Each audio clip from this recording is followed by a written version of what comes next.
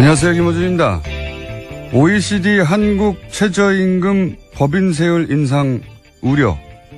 어제자 조선일보 경제면 기사 제목입니다. OECD가 한국의 최저임금과 법인세 인상을 우려하며 노동개혁을 촉구했는데 국제기구가 정부 정책 방향을 조목조목 비판한 것은 이례적이다. 기사 내용입니다. 이런 보고서는 건조한 분석만 하기 마련인데 특정 정부의 특정 정책을 조목조목 비판했다. 그런데 그런 소식을 전하는 게 조선일보다. 그래서 보고서를 찾아봤습니다. 아니었습니다.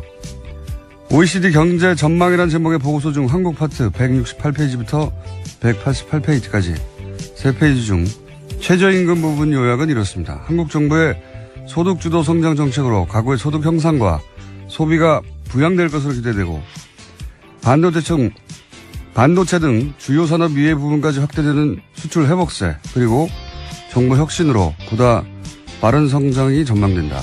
하지만 생산성 혁신이 동반되지 않고 최저임금만 인상된다면 경쟁력을 약화시킬 수 있다.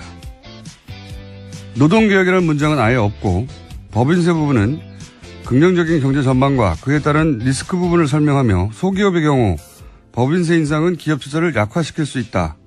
한 문장 드라이하게 병렬하고 있을 뿐입니다. 이게 무슨 이례적인 조목조목 비판입니까? 아주 전형적인 보고서일 뿐만 아니라 다른 국가도 똑같은 포맷이고 게다가 한국편은 전반적으로 긍정적인 전망입니다. 조선일보가 괜히 조선일보가 아닙니다. 김호준 생각이었습니다. 이런 거 안 쳐다볼 거라고 생각하나 봐요. 그래도 굉장히 꼼꼼하게 찾아보셨네요. 저는 다 쳐다봅니다. 궁금해가지고. 그래? 그럴 수도 있고 아닐 수도 있잖아요. 예. 그런데 이제 이례적이다. 뭐 이렇게 해서 특히 해외에 나온 보고서나 해외 기사나 해외 사례 얘기하면 다 찾아봅니다. 저는. 예. 전혀 사실과 다르다. 예. 훌륭하다. 조선일보. 예. 자, 첫 번째 뉴스는 뭡니까? 네, 원세훈 전 국정원장이 특수활동비를 해외로 빼돌린 정황이 포착됐다라는 건데요. 검찰이 수사에 나섰습니다. 검찰은 국정원이 2011년 말에서 2012년 초 특활비 200만 달러를 미국 스탠포드 대학으로 송금한 과정 등에 대해서 자료를 넘겨받아서 검토하고 있다라고 하는데요. 이와 관련해서는 국정원 기조실 관계자들에 대한 진술도 확보했다라고 합니다. 원 전 원장의 지시로 200만 달러를 송금했다라는 건데요. 뿐만 아니라 현지의 주택을 구입할 목적 등으로 특활비를 추가로 빼돌렸다라는 의혹도 검찰이 수사하고 있습니다. 원세훈 전 국정원장 특활동비 해외 유출 그리고 착복 의혹에 대해서는 사실 주준희 기자하고 제가 오래전부터 의혹이 있다고 제기해왔던 바 또 JTBC가 특종을 네, 어려부터 얘기하는데 영화로도 만들었어요, 사실. 영화에 일부 들어있는데. 제가 대략 알고 있는 사연이 이렇습니다. 원세훈 원장이, 말하자면 은퇴를 대비해서 스탠포드 대학에 1년인가 연구원으로 있었던 적이 있거든요. 그때 아마 마음에 들었나 봐요. 2006년이었습니다. 예, 그게 마음에 들었나 봐요. 예, 날씨도 좋잖아요, 거기가. 그래서 거기에 돈을 내고 일종의 거점을 만들어서, 예, 연구원 자격으로 이후 본인의 활동 거점으로 계속 삼으려고 했던 그런 구상이 있었나 봐요. 예, 그래서 그쪽으로 돈을 빼돌렸다. 예. 이거 하나 하고 어제 이제 JTBC 보도는 안 나왔는데 캐나다에 가족이 있습니다. 네. 가족이 있기도 있는데 그 캐나다 쪽으로도 이 빼돌린 의혹을 주장한 바 있습니다. 저희가 의혹이 있다고. 그리고 이렇게 돈을 빼돌리는 과정에 외교 행랑을 이용하기도 했다 하는 제보가 있었기 때문에 저수지 게임이라고 저희가 예. 지나간 다음에 자꾸 언급하게 되는데 그 영화에서도 내용이 일부 나옵니다. 원세훈 원장이 그럴 때 수행하는 국제원 직원들은 두고 혼자서 캐나다를 넘어갔다 왔다. 네, 이런 얘기도 저희가 했었고요. 그리고 이제 그 빼돌린 특활비가, 혼자 다 착복한 것이냐, 이명박 전 대통령에도 가지 않았을까 하는 그런 의혹. 네, 주진우 기자가 자신의 책에도 그런 내용을 썼던 걸 기억하는데요. 네, 따져봐야 하고요. 게다가 이제 캐나다에 계속 주목하는 이유는 대표적인 자원외교 의혹 중에 하나인 그 하베스트 인수. 그건 하나로 뭐 2조 이상 손해를 본 가장 대표적인 자원외교 실패 혹은 자원외교 의혹 사건인데 그 손해를 본 그 하베스트 회사가 캐나다에 있는 거고요. 예, 그때 그 거래 은행이 또 로얄 뱅크 오브 캐나다라는 곳인데 저 뉴스공장에서 몇 주째 다루고 있는 농협 210억 투자 사건 그 사기 사건의 거래 은행도 똑같은 로얄 뱅크 오브 캐나다예요. 예. 캐나다 쪽으로 이명박 전 대통령 시절 그런 돈이 사라지는 의혹이 많았고 의혹 사건이 많았고 은행도 같은 은행이고 원세훈 국장도 캐나다로 그 택할비를 빼돌린 의혹이 있다라고 저희가 주장해 왔습니다. 네. 지금은 이제 그 미국으로 왜냐하면 계좌가 나왔으니까요. 미국으로 건너간 특활비에 대한 의혹이 이제 제기돼서 아마 수사가 진행되고 있는 것 같은데. 네, 어제 압수수색 했는데요. 강남 사무실과 원세훈 전 원장이 수감 중인 서울구치소 수용실에서 압수수색 진행됐습니다. 그래서 회계장부와 자료 그리고 개인 메모 등이 확보됐다라고 합니다. 박근혜 전 대통령 국정원 특활비는 뭐 미용 시술이다 또는 뭐 개인 주택 구입이다 이런 전형 의혹이 있고 수사 중인 상황이고 이명박 전 대통령 국정원 특활비로 추정되는 이 돈은 해외로 빼돌려진 의혹인데 이제 미국 얘기 나왔는데 앞으로 캐나다도 나올 수 있다. 그리고 그렇다면 규모는 이명박 전 대통령 쪽이 훨씬 더 클 수 있다. 네. 여기까지 해두죠. 예. 완전히 다른 이야기죠. 지금까지 나왔던 것과는. 예.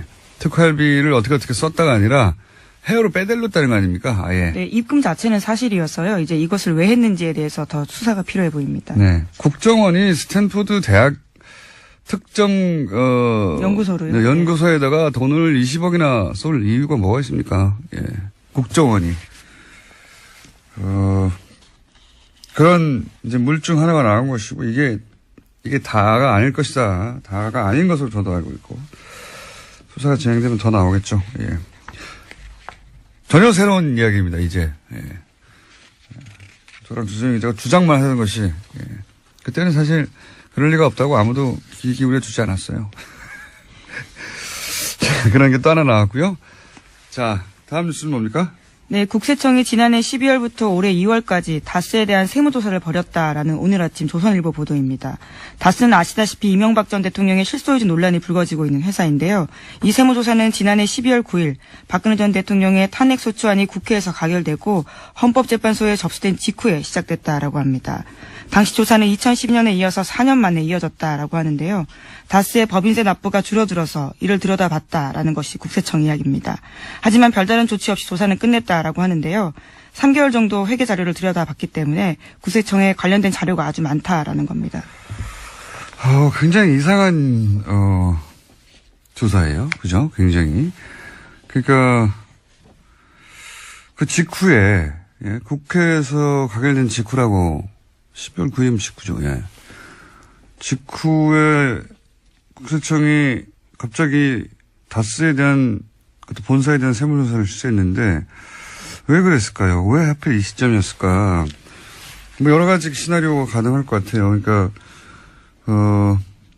갑자기 세월호가 인양됐잖아요. 그것처럼 했었어야 하는 일들을 하지 않았던 정부 부처들이 이렇게 되면 정권이 연장되지 않을 수 있겠다. 보수 정권으로 싶어서 갑자기 미뤄왔던 일들을 했던 것인지 아니면은 여전히 당시 정권이 넘어간 상태는 아니기 때문에 정권이 넘어가기 전에 미리 세무조사를 받아두고 세무조사를 이미 받았는데 또 빠른 시간 내에 세무조사를 하면 정치적 세무조사라고 주장하려고 그런 건지 어떤 이유인지는 모르겠지만 굉장히 이례적이고 예, 특별한 상황에서 세무조사했던 것 같습니다. 이게 왜 하필 이때 세무조사를 했는지 그리고 아무 조치 없이 끝났거든요. 게다가 그렇게 하고 나서도. 예. 다스 쪽에서 소명을 했다고 하는데요. 미국 공장 사정이 어려워지면서 법인세가 줄었다라는 이야기를 받아들였다라는 거죠. 미국 공장 엘리바마 쪽에서 이제 비자금이 움직인 의혹도 주준 기자가 얘기한 적이 있는데 전반적으로 매우 좀 이상한 시점에 이상한 타이밍에 세무조사였고 이 세무조사가 왜 이루어졌는지 후속 기사도 나올 법합니다. 네, 매우 이상한 세무조사다. 여기까지는 해두고요. 다음은요. 네, 안봉근 전 비서관이 최근 검찰 조사에서 박근혜 전 대통령과 이재용 삼성전자 부회장이 2014년 9월 무렵에 청와대 안가에서 독대했다라고 진술했다는 보도가 나왔는데요. 박근혜 전 대통령과 이재용 부회장의 독대는 지금까지 3차례로 알려졌습니다. 그런데 그게 아니라 4차례라는 건데요. 어제 열린 이재용 부회장의 항소심 재판에서 특검팀이 밝힌 바입니다. 그러면서 특검팀에서는 안 전 비서관을 증인으로 신청했습니다. 이건 아마 그래서 숨겼겠죠. 왜 숨겼다고 저는 생각하냐면, 나머지 했다고 하는 장소들은, 개소식, 센터의 개소식, 창조경제인가요? 예. 창조경제혁신센터, 예, 개소식에서 한번 만났습니다. 그리고 여기는 공식적인 자리란 말이죠. 나머지는 청와대, 이래서 이것만 가지고 공식적인 면담이었다라고 주장하려고 했던 게 아닐까. 이번에는 별도 독대를 안가에서 했다는 건데 그래서 숨겼던 걸까. 이유는 잘 모르겠어요. 어쨌든 만났던 걸 숨겨오다가 한 번 더 인정하게 된 겁니다. 예. 네, 안 전 비서관 같은 경우에는 자신이 직접 이재용 부회장을 안내했기 때문에 명확하게 기억한다 이렇게 진술했다는 거거든요. 관련해서는 다음 달 18일에 재판 증인으로 나온다고 합니다. 그때 이제 이재용 부회장이 그때 안 했다고 그랬거든요. 굳이 3번 만났는데 4번째 만나는 걸 안 했다고 말할 필요가 없는데 이때는 안가에서 독대했기 때문이 아닐까? 이런 생각을 하긴 합니다만 모르겠습니다. 도대체 이때는 무슨 생각하라고 그 바로 직전의 만남은 아마 전후에 그때 만났다고 하면 설명이 안 되는 시나리오가 있었겠죠. 네, 그게 뭔지는 모르겠어요. 예, 뭔지는 모르겠는데 특검은 이때 만났다고 주장했었죠. 법원은 계속해서 주장했습니다. 네, 법원에서는 인정 안 했는데 이번에는 이제 특검이 파악했던 대로 그 전에도 만났다는 게 이제 추가 증거가 나왔기 때문에요. 이런 진술들이 좀 힘을 얻고 있는 겁니다. 대부분의 뉴스를 제가 비슷하게 추정할 수도 있는데 잘 모르겠네요. 이거는 게다가 국세청이 왜 하필 12월 9일 예, 직후예요. 네. 네, 12월 9일이면 탄핵안이 가결된 날인데 네. 가결된 당일날 국세청이 갑자기 세무조사 했다는 것도 예, 당일까지는 아니고 그 직후라고 나오는데 아무튼 그 시점입니다. 굉장히 이상하네요. 혹시 미리 국세청이 한번 훑어보고 이런 걸 조심하라고 이런 걸 대비하라고 하려고 그런 건가요? 뭔지 모르겠습니다. 특이한 시점입니다. 굉장히 후속 취재가 있어야 될 것 같은 사안이고요. 다음 뉴스는요? 네, 국정원의 댓글 공작 혐의 등으로 구속된 이송명 전 3차장도 법원에 구속적부 심사를 청구했습니다. 이 전 차장에 대한 구속적부심이 오늘 열리는데요. 신광열 부장판사가 맡고 있는 서울중앙지법 형사합의 51부가 심리를 진행합니다. 이곳은 김관진 전 장관과 윤관빈 전 실장이 구속적부심을 담당했던 곳입니다. 야, 예. 국방부 전 장관과 국방부 전 실장, 사이버 사령부 댓글 공작, 총 책임자 2분은 석방이 됐고, 이제 국정원의 댓글 공작, 책임자들이 구속적부심을 똑같은 곳에 신청했어요. 청구했어요. 이 3차장은 핵심 혐의가, 외부에, 네, 일종의 양지회라고 말씀드린 적이 있는데요. 오비들, 국정원 오비들을 활용한 국정원 댓글 작업에 수십억을 지급했다. 거기 책임자거든요. 예. 네, 그래서 지난달 18일에 영장이 나왔는데요. 영장 발부 사유는 이렇습니다. 범죄 혐의가 소명되고 증거인멸의 염려가 있어서 구속의 사유와 필요성이 인정된다라는 거였습니다. 신광열 부장판사가 과연 이 정도 상황에서 국정원 차장까지, 국정원 3차장이면 원세훈 바로 아래란 말이죠. 그렇죠. 예. 네. 원세훈 이미 이렇게 수감돼 있으니까요. 3년이 네, 확정. 거긴 이미 형이 확정됐습니다. 거긴 확정됐으니까요.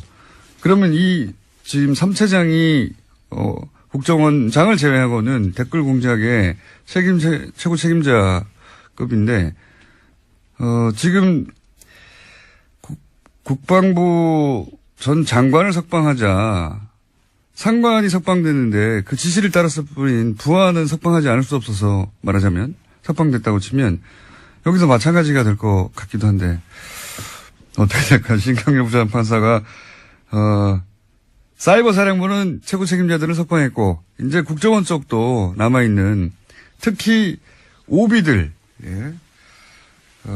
국정을 은퇴한 사람들 중심으로 꾸렸던 외곽팀에 지급한 돈 혹은 지시한 혐의 이거 가지고 구속된 사람 분인데 어떻게 될까요?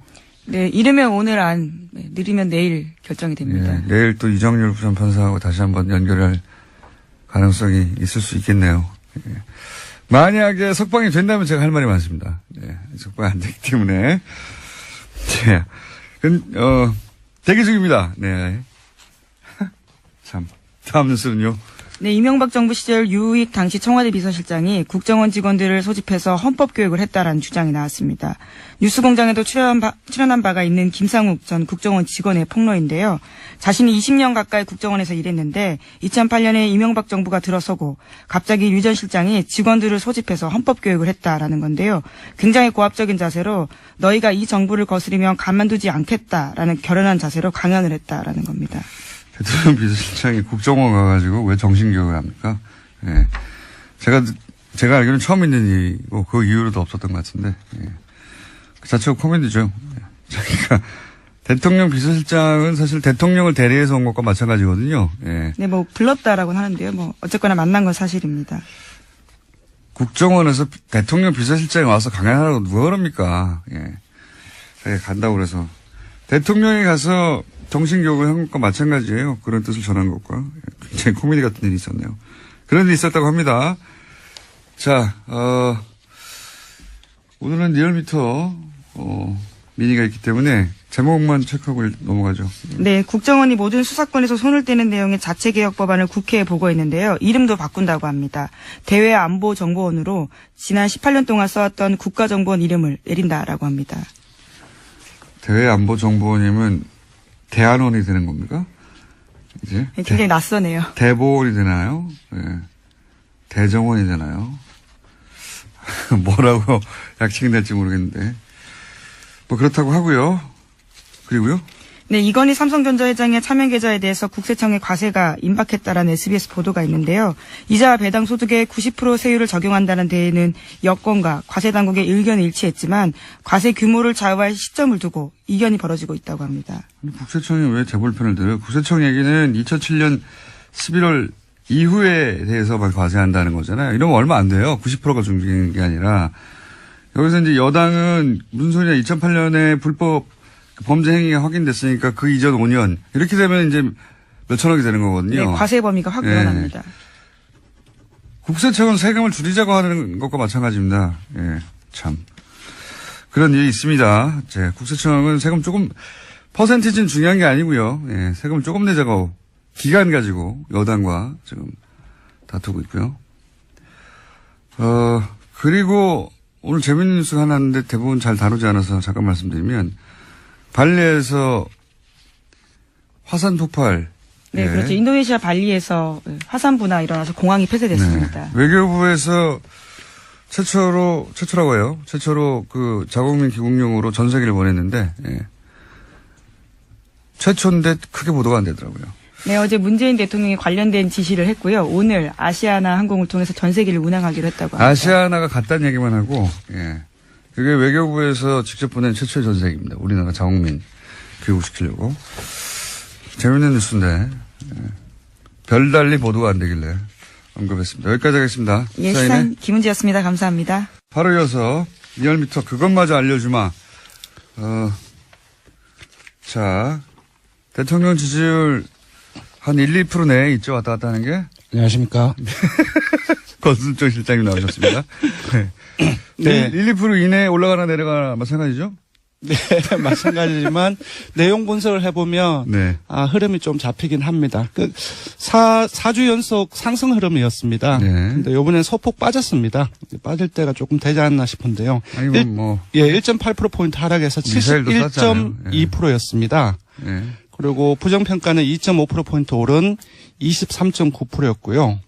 그래서 사실상 큰 폭의 하락은 아니고요. 많은 분들이 어제 북한 그 미사일 발사 때문에 내렸나 네. 라고 오해를 하실까봐 네. 일간을 준비를 했는데요.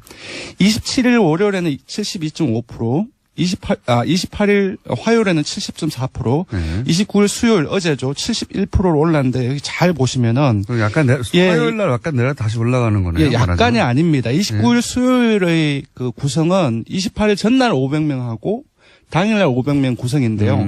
전날 화요일날 500명은 69%까지 떨어졌고요. 어제는 73%까지 올랐어요. 그래서 미사일 이제 조금 더 며칠 더 봐야 되겠지만 어제는 73%로 올랐고 500명 화요일 날 화요일 날은 70%대로 70% 69% 예, 69.4%로 내렸습니다. 그래서 그럼 이제 5월 통합을 화사에 하면은 무슨 일이 29일 있었죠? 일간 집기가 71%인데 네. 이제 이렇게 분리해서를 보면 기본적으로 어제 그 나왔던 그 하루에 영향을 미쳤던 부분들은 사실상 탄도미사일이 그게 아니군요. 예, 이 빠지는 것은 오히려 그 원인이 탄도미사일 아니었다는 발사되고 거죠. 나서는 올라갔네요. 그렇습니다. 며칠 더 봐야 되겠지만 어제는 오히려 올라갔습니다. 그래서 그러면 월화사에서도 주요한 뉴스 중에 언론이 많이 다룬 거는 김관빈 맞습니다. 인관빈 제가 쭉 훑어봤는데 네, 그게 가장 이제, 크게 예, 보여요. 김관진, 인관빈, 지난 주 후반에 이제 잇따라 석방되는 과정 속에서 주말 또 월요일까지 일부 언론, 그러니까 주요 보수 언론이죠. 그 속에서 종편 논란을, 포함해서. 엄청나게 보도가 확산됐고. 죄 없는 사람이 이제 풀려났다는 식의 보도가 네네. 보수 매체와 정편을 통해서 굉장히 많이 보도가 됐는데 맞습니다. 거기 노출됐던 50대 이상이나 혹은 영남 지역 이쪽에서 맞습니다. 죄 없는 사람 예. 역시 죄 없는 사람이었구나. 네네. 판사가 죄가 없어 풀어줬구나. 네네. 이렇게 받아들일 만한 뉴스들이 많았거든요. 예, 세부 분석을 해보니까 금방 말씀하시는 것처럼 동일하게 나타났습니다. 제가 잘 알아요, 그런 거는. 예, 50대 이상, 그리고 그 중에서도 60대 이상에서 무려 6.7% 정도가 빠졌고요. 예, 보수층에서도 많이 빠졌고, 예, 주로 근데 그렇게 이제 보수 보냈습니다. 매체가 사실상 종편까지 해서 총동원된 거 치고는 그렇게 많이는 안 빠졌네요. 예, 그래서 이 논란 자체가 기본적으로 보수층에는 많은 영향을 미치지만 오히려 진보층을 중심으로 해서 문 대통령 핵심 지지층에서는 오히려 상승 효과를 가지고 있는 것 같아요. 그러니까 핵심 지지층을 보면은 19대 대선에서 문 후보를 찍었던 사람은 무려 94.6%가 어제 일간 기준 나왔습니다. 상당히 높은 수치입니다. 거의 최고 수준입니다. 그쪽에서는 김관진, 인관빈 석방에 대해서 이거 큰일 났다라고 그렇습니다. 생각해서 결집하는 것이고. 네네. 예. 그래서 예, 그렇습니다. 예, 정당을 간단하게 소개해 드리면은 민주당 역시 0.5%포인트 하락해서 51.3%고요. 떨어진 지역이라든지 연령은 거의 대통령과 거의 비슷합니다. 60대 이상 보수층 영남 맞습니다. 자유한국당은 2.2%포인트 상승해서 18.6%이고요. 아마 일종의 이제 금방 말씀드렸던 논란, 보도의 확산, 영향을 반사의 이게 아닌가 싶고요. 바른정당은 0.4%포인트 하락해서 5.1%, 거의 변화가 없다고 봐야 될 것 같고요. 정의당이 많이 빠졌습니다. 지난주에도 상당히 주 초중반까지 상승세를 거의 7%까지 갔다가 주 후반에 확 떨어졌거든요. 근데 이번 주 수요일까지도 계속 하락해서 1.4%포인트 하락해서 4.7%입니다.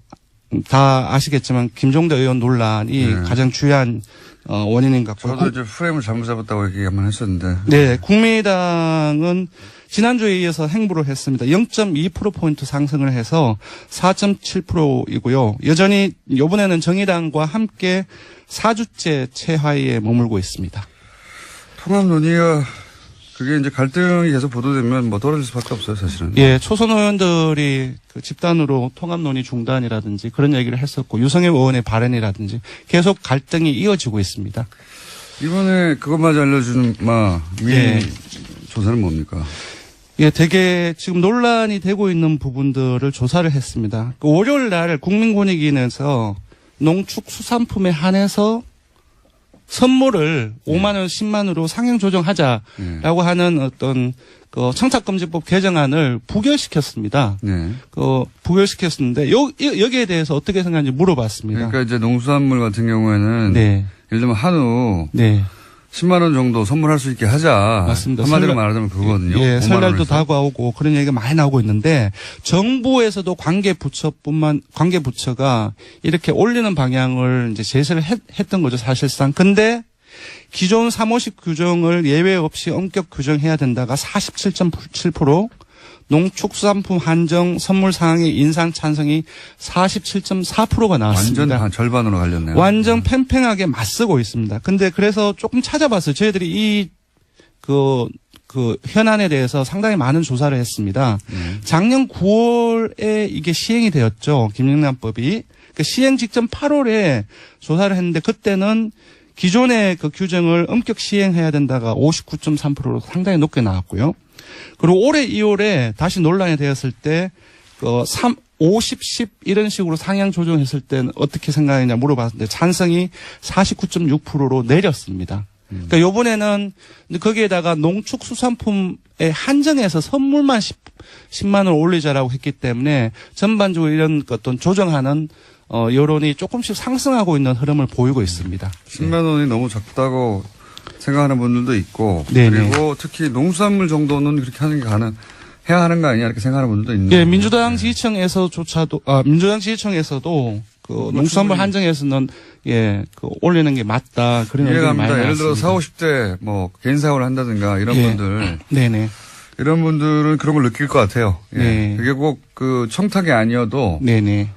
선물을 하고 뭐 고마움을 표시하고 싶은데 액수가 너무 적다 이렇게 생각하는 40, 50대 사업하는 분들이나 성인들이 있을 수 있습니다. 예. 네, 그런 부분들이 많이 있는 것 같습니다. 20, 30대는 여기 반대하고 네. 40, 50대 연령대로 보자면 그렇게 갈리는 것도 예, 있죠. 전반적으로 보수적인 어떤 성향, 진보적인 성향이 조금 갈리는 것은 맞습니다. 이제 보수적인 성향은 어떤 상향 조정을 찬성하는 거, 그리고 진보적인 성향은 어떤 엄격 적용을 의사한데 약간 조금 다릅니다. 다른 이슈와 다르게 좀 혼재되어 있습니다. 저는 나이가 훨씬 더 중요한 변수인 것 같아요. 지역보다 네. 이거는. 네. 사회 직업도 경험이나. 그렇고요. 네, 직업이나. 네. 예. 네. 입장이 다른 거죠. 여기까지 하겠습니다. 조사 기간은요? 네, 조사 결과를 드리겠습니다. 이번 주중조사는 TBS 의뢰로 이번 주 월요일부터 수요일까지 전국 19세 이상 성인 1,512명을 대상으로 했습니다. 유무선 전화면접과 전원검사 혼용 방식으로 했고요. 표본 오차는 95% 신뢰수는 플러스 마이너스 2.5%포인트였습니다. 응답률은 5.5%이고요. 현안 조사는 TBS 뉴스공장 의뢰로 어제 하루 동안 실시했습니다. 성인 505명을 대상으로 실시했고요. 표본 오차는 플러스 마이너스 4.4%포인트였습니다. 리얼미터 권순정 조사분석실장이었습니다. 감사합니다. 고맙습니다. 다들 아시죠? 한 3번 정도 코너가 완전히 사라질 뻔 하다가 잠시 후에 너무 재밌다고 다시 대폭발하기도 하고 이상한 코너입니다. 더불어민주당 안민석 의원 나오셨습니다. 안녕하십니까? 네, 안민석 의원입니다. 오늘은 이야기 없나요? 뒤에? 누구 어떤 안민석? 디그니티, 엘레강스. 저를 흔들지 말아주세요. 총수. 자유한국당 김성태 의원님 나오셨습니다. 네, 안녕하세요. 김성태입니다. 네.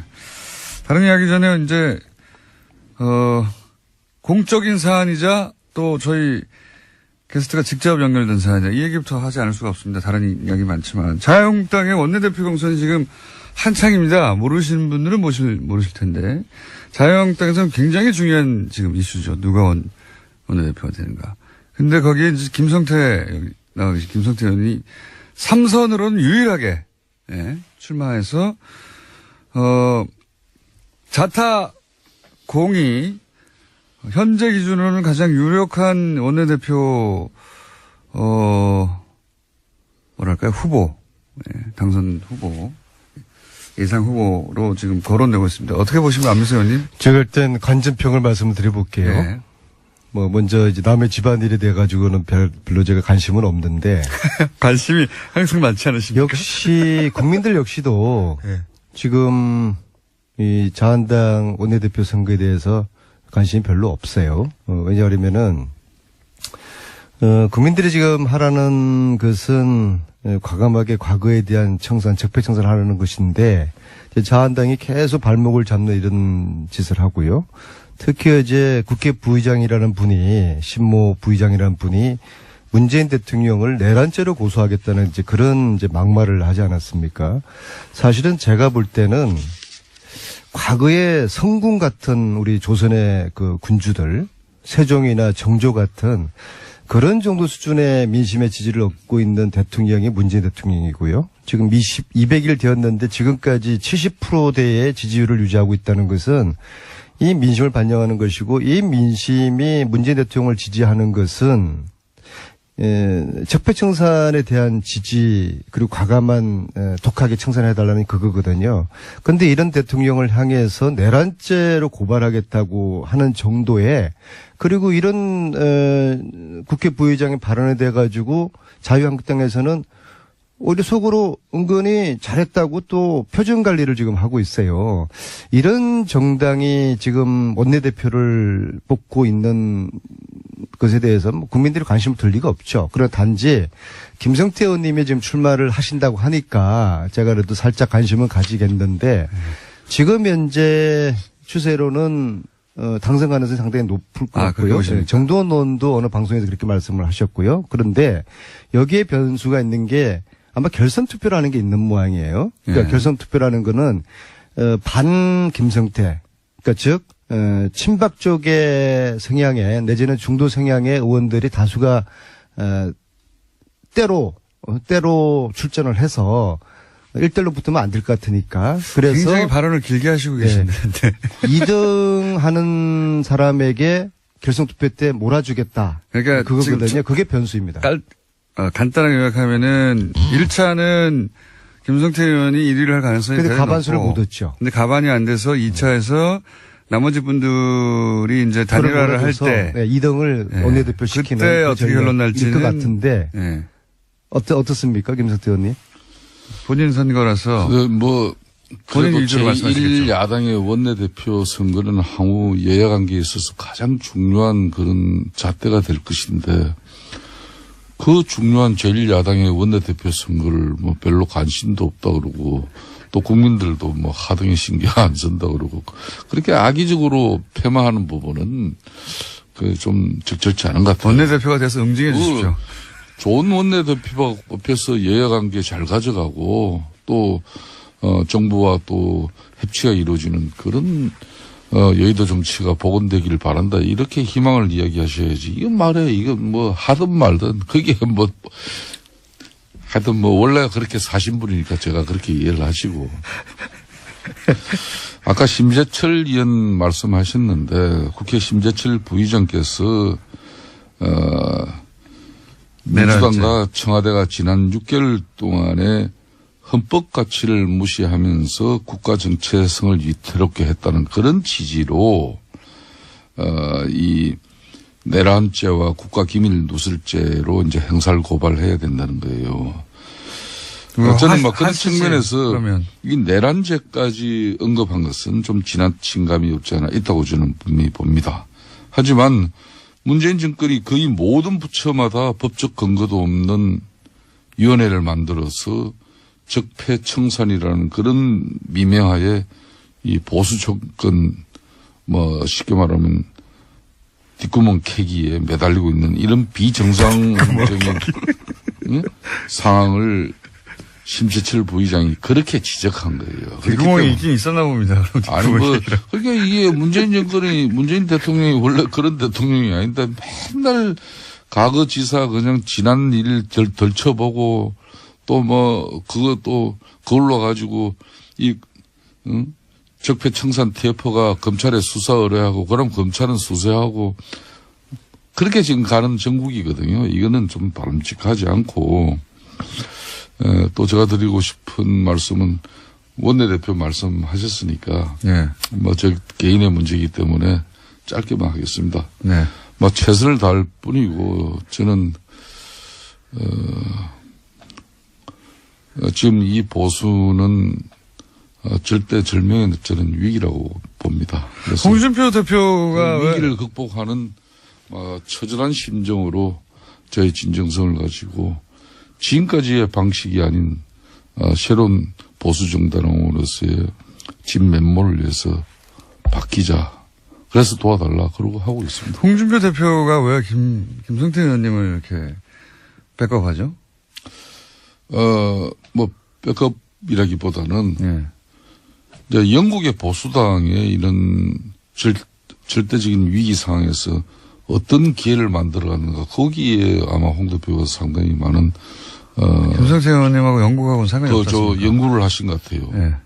영국이 이제 가령 보수당이 이게 지주 귀족들 정당인데 이게 400년 역사를 이어오면서 많은 위기가 왔거든. 그 위기 때마다 영국 보수당은 쉽게 말하면 사회개혁, 특히 이 노동조합 활동을 보장한다든지 이 노동자들의 사회적 지위 향상에 뭐 엄청난 계획적인 조치를. 근데 영국의 보수 정당도 부패 정치를 옹호했나요? 예? 부패 정치를 했어요? 부패 정치 많이 됐죠, 거기도. 영국의 보수 정당이요? 영국의 그래서 최순실 재산몰수 특별법을 자유한국당이 그렇게 반대를 하는 겁니까? 그거는 부패로 비리로 축적한 부정재산을 몰수하자는 특별법에 왜 자유한국당 의원님들이 이렇게 반대를 하죠? 안민석 의원님, 최순실 몰수 특별법은 국회 법사위 법안 아닙니까? 그죠? 네. 국회 법사위원들 중에 그 법을 위해서 민주당 간사인 금태섭 간사를 비롯한 민주당의 최고의 법조인 박범계 간사 이런 의원들이 계시잖아요. 네. 소위위원장도 민주당이에요.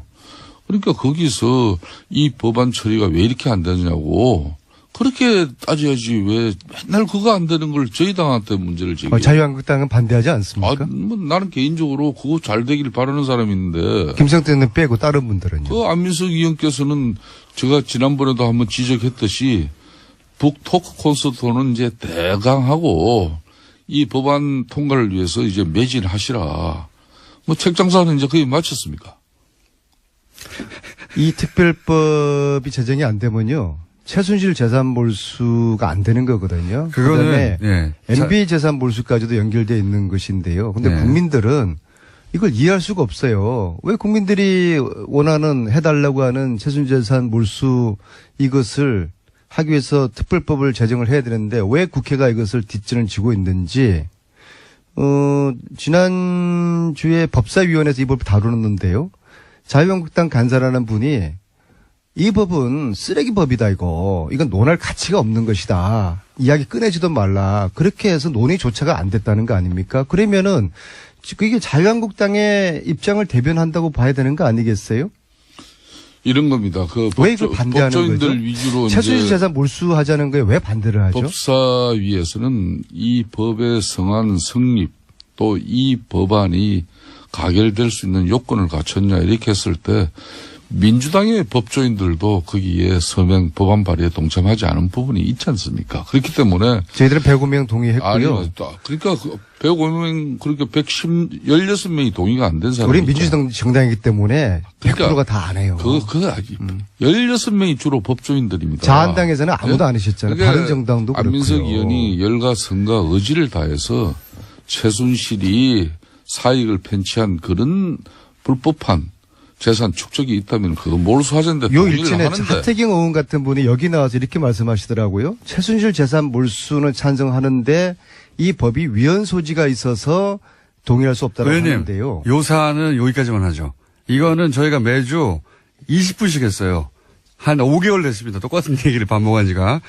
요 사안 앞으로도 계속 할 텐데 오늘은 여기까지만 하고요. 알겠습니다. 제가 예. 한 말씀을 드리겠습니다. 지난주에 이제 사법부 이제 김관진, 예, 예, 이런 임관빈, 영장 심사 결과 석방. 이런 논란 가지고죠. 이 적폐놀이 3인방이 계시잖아요. 그죠? 적폐놀이 3인방은 안민석 의원님이 또 그 맨 앞이더만.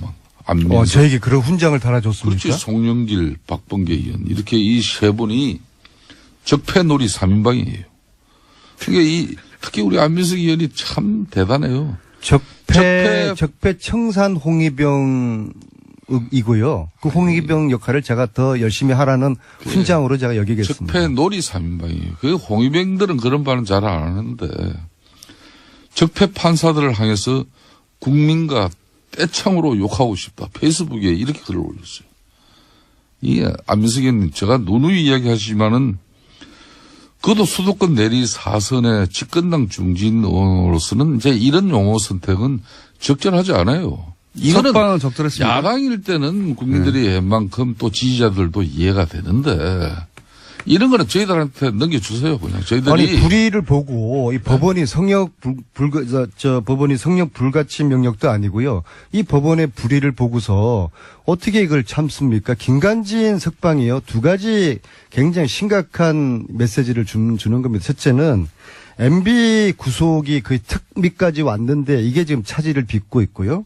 두 번째는 김관진을 통해 가지고 최순실의 무기 거래 의혹 이것이 계속 제기돼 왔는데 여기에 대해서 수사를 지금 못하게 되었고요.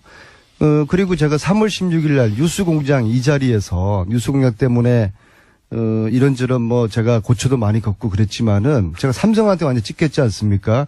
삼성 이재용의 재판을 주심 판사가 최순실 후견인의 사위다. 그 이야기를 제가 했잖아요. 그다음에 그날 오후에 법원에서 사위가 맞긴 맞는데 정수장학회 이사를 하지 않았다. 저는 정수장학회 이사한지도 몰랐는데 그렇게 생뚱맞은 논평을 법원에서 내고 다음날 그 판사가 교체되지 않습니까?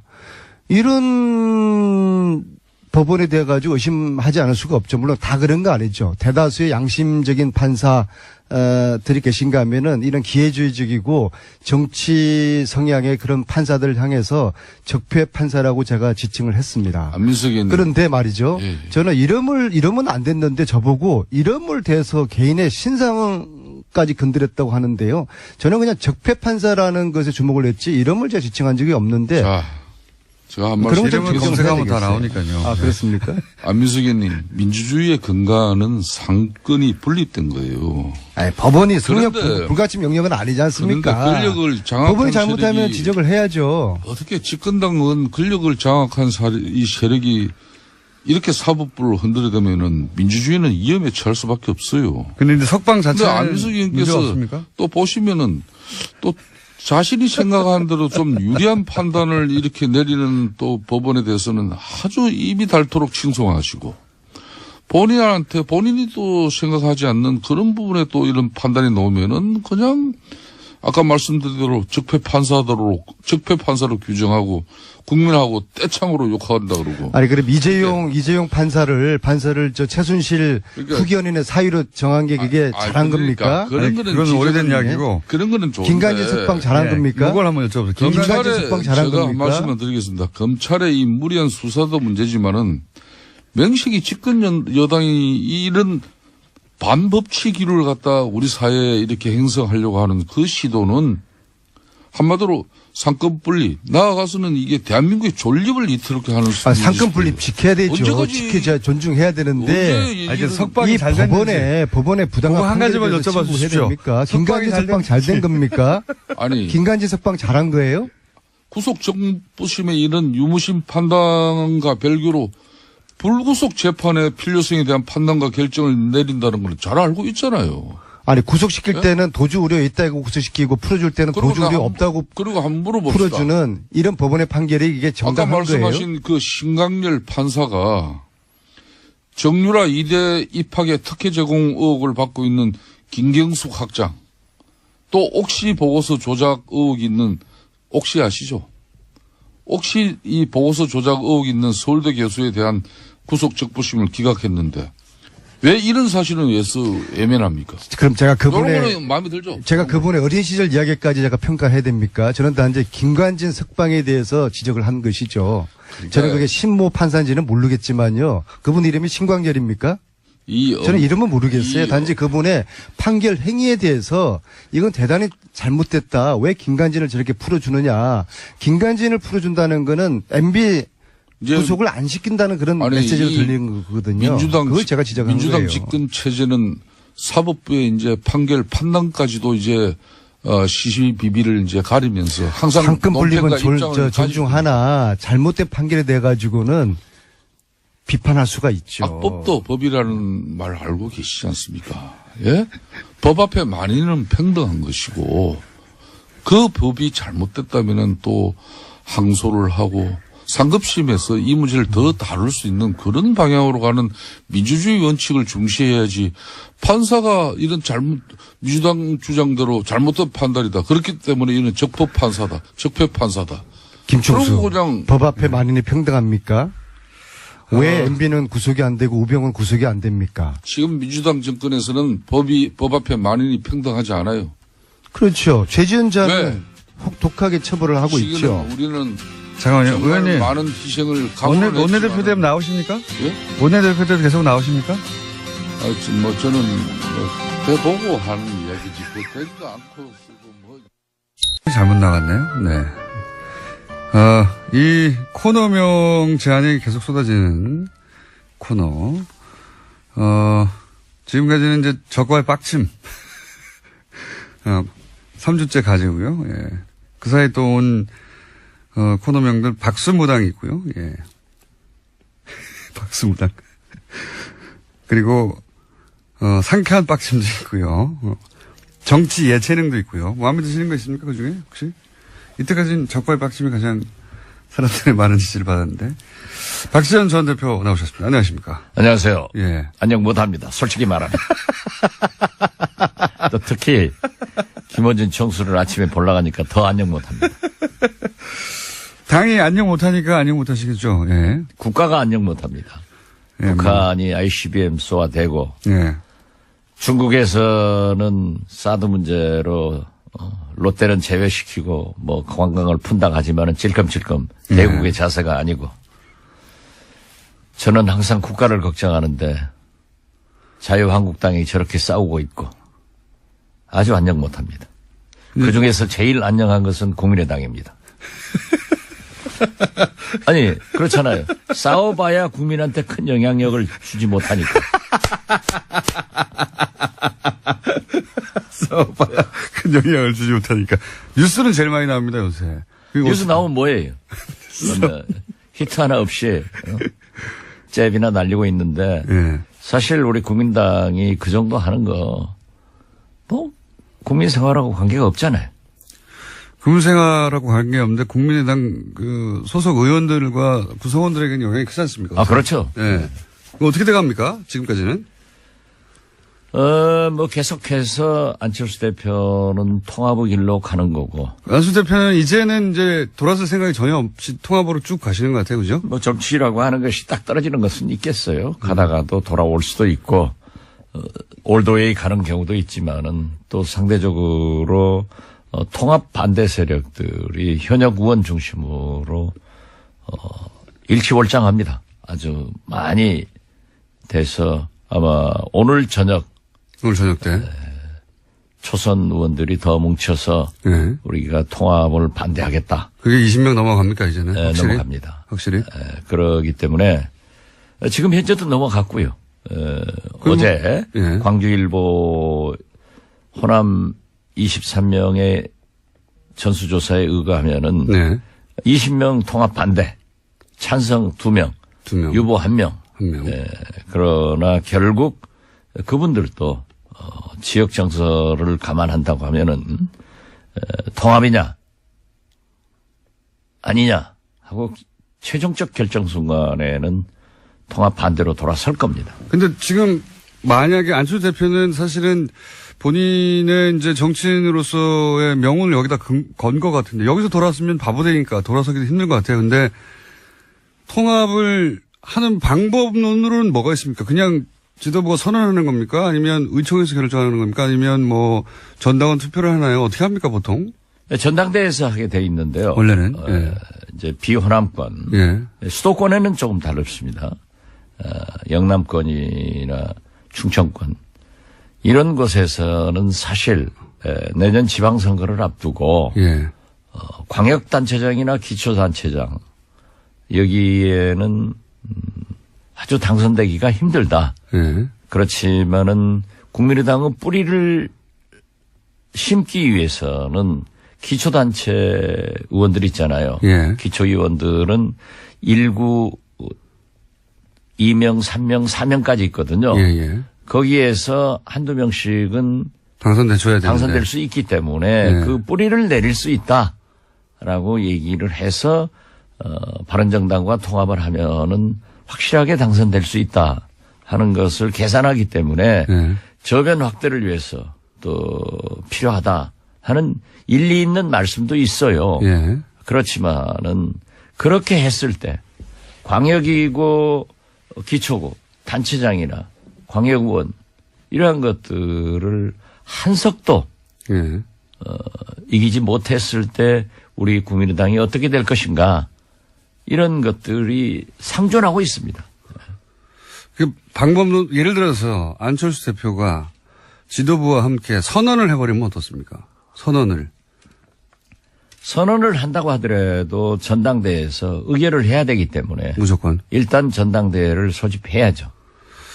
전당대회에서 지금 말씀하신 대로 그 호남계 의원분들과 호남에 계신 분들의 정서는 다를지 몰라도 다른 원외 지역구위원장이나 다른 분들은 말씀하신 대로 통합하는 게 더 유리하다고 생각하는 분도 있을 수 있어서 전당대회에서 통과될 수도 있지 않습니까?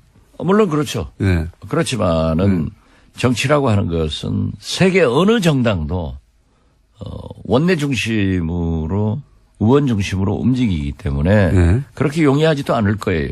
또 물론 지역구의 대의원 뭐 대표당원 이런 것들을 배분하지만은 절대 다수가 당원들은 호남이기 때문에 그것도 그렇게 용이하지 않아요. 또 거기까지 가면은 사실상 분당 사태인데요. 거의. 엄청난 부담을 느껴야 된단 말이에요. 만약에 불상사가 났을 때 그 당이 견디겠어요? 그럼 전당대회까지는 안 갈 거라고 보십니까? 저는 그렇게 가서는 안 된다라고 생각하고 그건 처음부터 말씀하셨는데. 지금 제2창당위원회 위원장을 맡고 있는 김태일 교수, 예. 대구 영남대학교 교수신데요. 이분이 아주 좋은 안을 내놨어요. 안철수 대표 측의 통합론도 중단하고 예. 그 대신 서명운동도 즉 평화개혁연대의 서명운동도 예. 반대하는 분들도 그만하고 스탑해라. 예. 당이 살아야 된다. 그렇게 하기 위해서 안철수, 천정배, 정동영, 박지원 다 나서서 일선으로 가라. 이것은 제가 맨 처음에 주장했던 것하고 똑같기 때문에 역시 박지원이다. 저는 그렇게 생각합니다. 왜 웃어요? 네. 역시 박지원 대표님 말씀하신 대로 되었으면 좋겠는데 그렇게 안 될 가능성이 높지 않습니까? 네, 지금 저도 굉장히 어둡게 봅니다. 그죠? 예. 그러면 안철수 대표 계속 그 길을 계속 가고 또 반대하시는 분들은 또 계속 반대하는 대로 새를 모으고. 근데 제가 이렇게 관전하기로는 이렇게까지 반대하는데 계속 가는 것은 결국 반대하는 사람들이 서로 몇 명 나가더라도 상관없다. 오히려 나가주면 고맙겠다. 갈 데도 없지 않느냐. 그리고 지금 뭐 20여 명 반대한다는데 반대하는 것과 탈당은 전혀 다른 이야기라 뭐 탈당해봐야 몇 명 하겠냐. 그분들 나가면 탈호남 됐다. 구세력 나갔다. 이렇게 말할 수 있어서 더 좋다. 내심 이렇게 생각하는 거 아닐까요? 안철수 대표는? 일부 예. 몰직학한 예. 공장장처럼 예. 우리 국민의당이 깨지기를 바라는 관전자들은 그렇게 바라고 있습니다. 바란다기보다는 그렇지만 대다수의 예. 양식 있는 국민들은 그래도 합쳐서 잘해라 하니까 공장장의 수준으로 예. 이 프로그램을 진행하면은 망합니다. 잘 되고 있어요. 잘 되고 있죠. 그것은 제가 출연해서 잘 되는 겁니다. 물론 그런 생각도 하지만은 지금 현재 우리 당의 초선 의원들이 만나서 8명이 만나가지고 다 반대 입장을 했습니다. 예. 그렇지만은 통합은 반대하지만은 평화개혁연대처럼 정청연대를 하자. 그 서명을 하고 예. 그것은 분열로 보이기 때문에 양쪽 다 자제하자는 거잖아요. 자제하자. 예. 그리고 지금 현재 예산 개혁 입법의 총력을 경주하자. 이런 얘기를 내놨는데요. 바로 오늘 저녁에 예. 10여 명 넘는 초선 의원들이 정리를 할 겁니다. 통합 반대한다고 또. 안철수 대표 측에서는 계속 토론회 같은 것을 열어서 예. 오늘 또 지금 지방에 뭐 대구 쪽에 가신다는데요.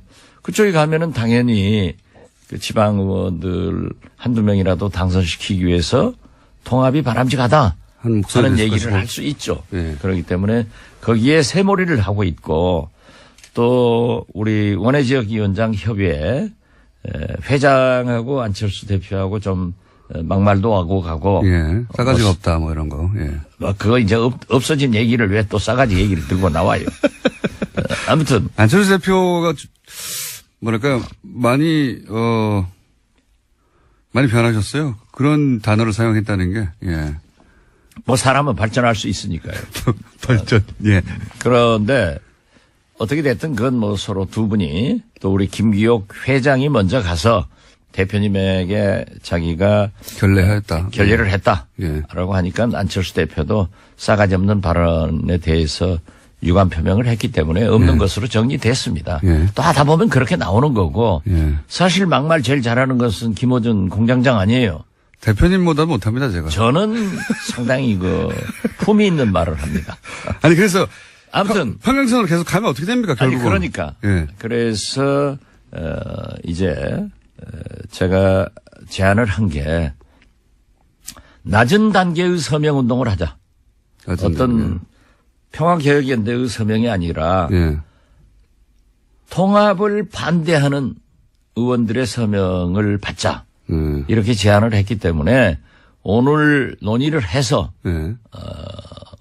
그러한 서명을 받을 겁니다. 대표님은 어떻게든 통합하지 않고 지금 국민의당을 잘 지켜서 지방선거까지 가자는 주의신데 안철수 대표는 그걸로는 지방선거를 치를 수가 없고 결국은 통합해야 한다. 이 양쪽끼리 쭉 가다 보면 서로 이제 만날 생각은 없으신 것 같고 그럼 어떻게 되는 겁니까? 나중에는 결국은. 아니요. 안철수 대표도 예. 지금 분열하자는 건 아니에요. 통합하자는 거죠. 예, 통합. 이 사람들을 데려와서 하자. 근데 반대하는 사람이 있으니까 나갈 테면 나가라 이거 아닙니까? 아, 그렇지는 않죠. 말은 그렇게 안 하지만. 하면은 도로 40석도 안 돼요. 예. 그렇게 나갈 사람 나가라 해버리면은 지금 현재는 40석이지만은 그것도 바른정당에서도요. 지금 자유한국당에 원내대표 경선이 12월 중순에 있지 않습니까? 그때 자기들이 미는 사람을 당선시키기 위해서 지금 몇 사람이 자유한국당으로 들어가려고 한 너댓 사람이 움직이고 있어요. 이미. 예, 그렇기 때문에 바른정당은 11석이 되는 게 아니라 제가 예측된 대로 곧 5, 6석으로 줄는단 말이에요. 10석 미만으로 줄어드니까. 그러니까 나갈 사람도 국민의당에서 나갈 사람도 대여섯밖에 안 되니 그건 대여섯 사람이라고 그렇게 보지 말라니까요. 얼마나 나가십니까? 글쎄 그건 비밀이고. 그러니까 정 안 되면 그분들이 나갈 수도 있다는 시나리오도 있는 거죠. 아 그래서 제가 말씀드리는 거예요. 낮은 단계의 통합 반대를 해서 예. 김태일 제2창당위원장이 제안한 대로 예, 서로 자제하자. 서로 자제하자. 예. 그래서 국회를 밀고 나가고 사실 어제 정책전합 바른정당하고 우리 안철수 당대표가 선언했지 않습니까? 예. 그렇지만은 어제 우리 국민의당은 민주당하고 더 큰 정책연합을 서명을 했어요. 예. 지금까지 해결하지 못했던 광주에서 목포까지 제2KTX 노선을 확정을 하고 이걸로 하자. 그런 정책연합을 했기 때문에 바른정당과 정책연합을 한 것은 민주당하고도 다 할 수 있는 거예요. 다 알겠는데요. 네. 이것만큼 저것만큼 다 안 되면은 그러면 뭐 우리끼리 나가서 새로운 정당 하나 만들자고 하는 이야기도 있긴 있는 거죠. 그렇게 자꾸 네. 우리 당을 분쇄해서 탈당시키고 분당시키고 하려고 그런 기도를 여기서 하면 안 된다니까요. 제가 하라고 한다고 하시나요? 제 말은 그런 계획도 있는 거죠. 그런 계획을 가지고 있는 건 없어요. 있으면서. 상선 약속 흘러가는 대로 하는 거예요. 네. 그런 계획도 있긴 있으시죠. 없어요. 표정은 있는데 말만 없다고 하시는 것 같은데. 자, 그러면 네. 저 TV에서 얘기해야지. 그때가 되면. 네. 네. 그런 정도의 배수진을 치고 지금 이제 배수진이 아니라 네. 어떠한 경우에도 의원 다수가 네. 반대를 하기 때문에 통합을 하지 말라 하는 경고인데. 일종의 압력을 넣고 있고 네, 그게 안 통할 그런다고 경우. 해서 안철수 대표가 안 할 사람도 아니다. 예, 그러니까요. 그러한 것을 지금 현재 접점을 못 찾고 있으니까 그러니까. 조금 더 기다려 보시라. 예. 그러면 이더웨이 일 깨지든지 살든지 죽든지 이런 게 결정되겠죠 뭐. 예. 그러니까 시나리오가 있긴 있군요. 시나리오는 없어요. 깨질 수도 있다 이렇게 생각하시고. 이렇게 공장장처럼 작가가 써주는 거 가지고 하는 게 아니에요. 우리는. 저희는 써주면 참 좋겠는데, 네. 대표님이 무슨 말씀 하실지 모르기 때문에 써줄 수가 없어요. 어쨌든 그런 계획은 있군요. 예. 자기 혼자 또 결론 내려놓고 그런다고 아니, 그 우리는 없어요. 지난번에 한번 말씀하셨지 않습니까? 저희 두 번째 방송 나오셨던가? 그럼 뭐 나가죠? 뭐 이렇게 말씀하셨지 않습니까? 그럼 화나면 나가죠. 그러니까, 알겠습니다. 거기까지만 할게요. 나갈 수도 있다. 나갈 수도 없다. 나갈 수도 없다. 이 자유한국당은 좀 궁금한 점이 있습니다. 홍준표 대표가 김성태 의원 좀 전에 다녀가셨는데 김성태 의원을 원내대표로 밀고 있다는 건 뭐 공공연한 사실인데요. 김성태 의원이 만약에 원내대표가 된다면 이쪽은 이제 탈당하고 복귀했던 분들이고 그리고 김무성 의원과 같이 나갔다가 들어온 분들인데 김무성 의원도 이제 만만한 정신이 아닌데 만약에 홍준표 대표가 김성태 의원을 원내대표로 밀어서 원내대표가 되었어요. 거기까지는 뭐 가능할 수도 있을 것 같습니다. 현재 구도상으로. 그래서 친박도 좀 힘을 약화시키고. 근데 그 다음에 싸움이 또 있지 않습니까? 홍준표 대표가 그렇게 해서 당을 장악하고 싶은데 김무성 대표와 함께 온 의원들도 숫자가 적지 않은데 오히려 홍준표 개라고 분류되는 의원들보다는 김무성 개, 범 불린 분들이 더 많은데 그러면 실제로 원내대표가 되고 나면 자유한국당의 실질적인 오너는 김무성 전 대표가 되는 거 아닙니까? 뒤에서? 뭐 정치에서는 흔히 예. 적의 적은 동지이다. 예. 그래서 일단 이제 합친 거죠. 예. 그렇기 때문에 홍준표 대표건 김무성 대표건 김성태 의원이건 일단 지금은 자기들이 이 친박계를 몰아내려고 예. 또 합친 거죠, 힘을. 몰아내지는 않을 망정 좀 약화시켜서 순한 양으로 만들어 가지고 데리고 다니려고 하겠죠. 그렇지만은 또 친박은 친박대로 자기들이 살아야 되기 때문에 또 이렇게 서청원, 최경환 이런 식으로 계속 밀려가고 또 지금 그 사람들이 정권을 잡았던 사람들이라 권력의 핵심에 있던 사람들이라 검찰에서 기념사진 찍을 사람들이 그쪽에 많잖아요. 문제도 많고. 예. 그렇기 때문에 보호 본능이 발동해서 뭉치겠죠. 우리가 홍준표한테 주거나 검찰에 가서 주거나 청명해 주거나 한식에 주거나 이 죽기는 마찬가지다. 그러면 우리가 뭉쳐서 원내대표를 장악해가지고 야당으로서의 자리매김을 하면은 권력에서도 우리를 어느 정도 보호하고 못할 거고 당내에서도 한다. 이런 것이 있겠죠. 저는 이것이 이 자유한국당의 잘못이라고 생각해요.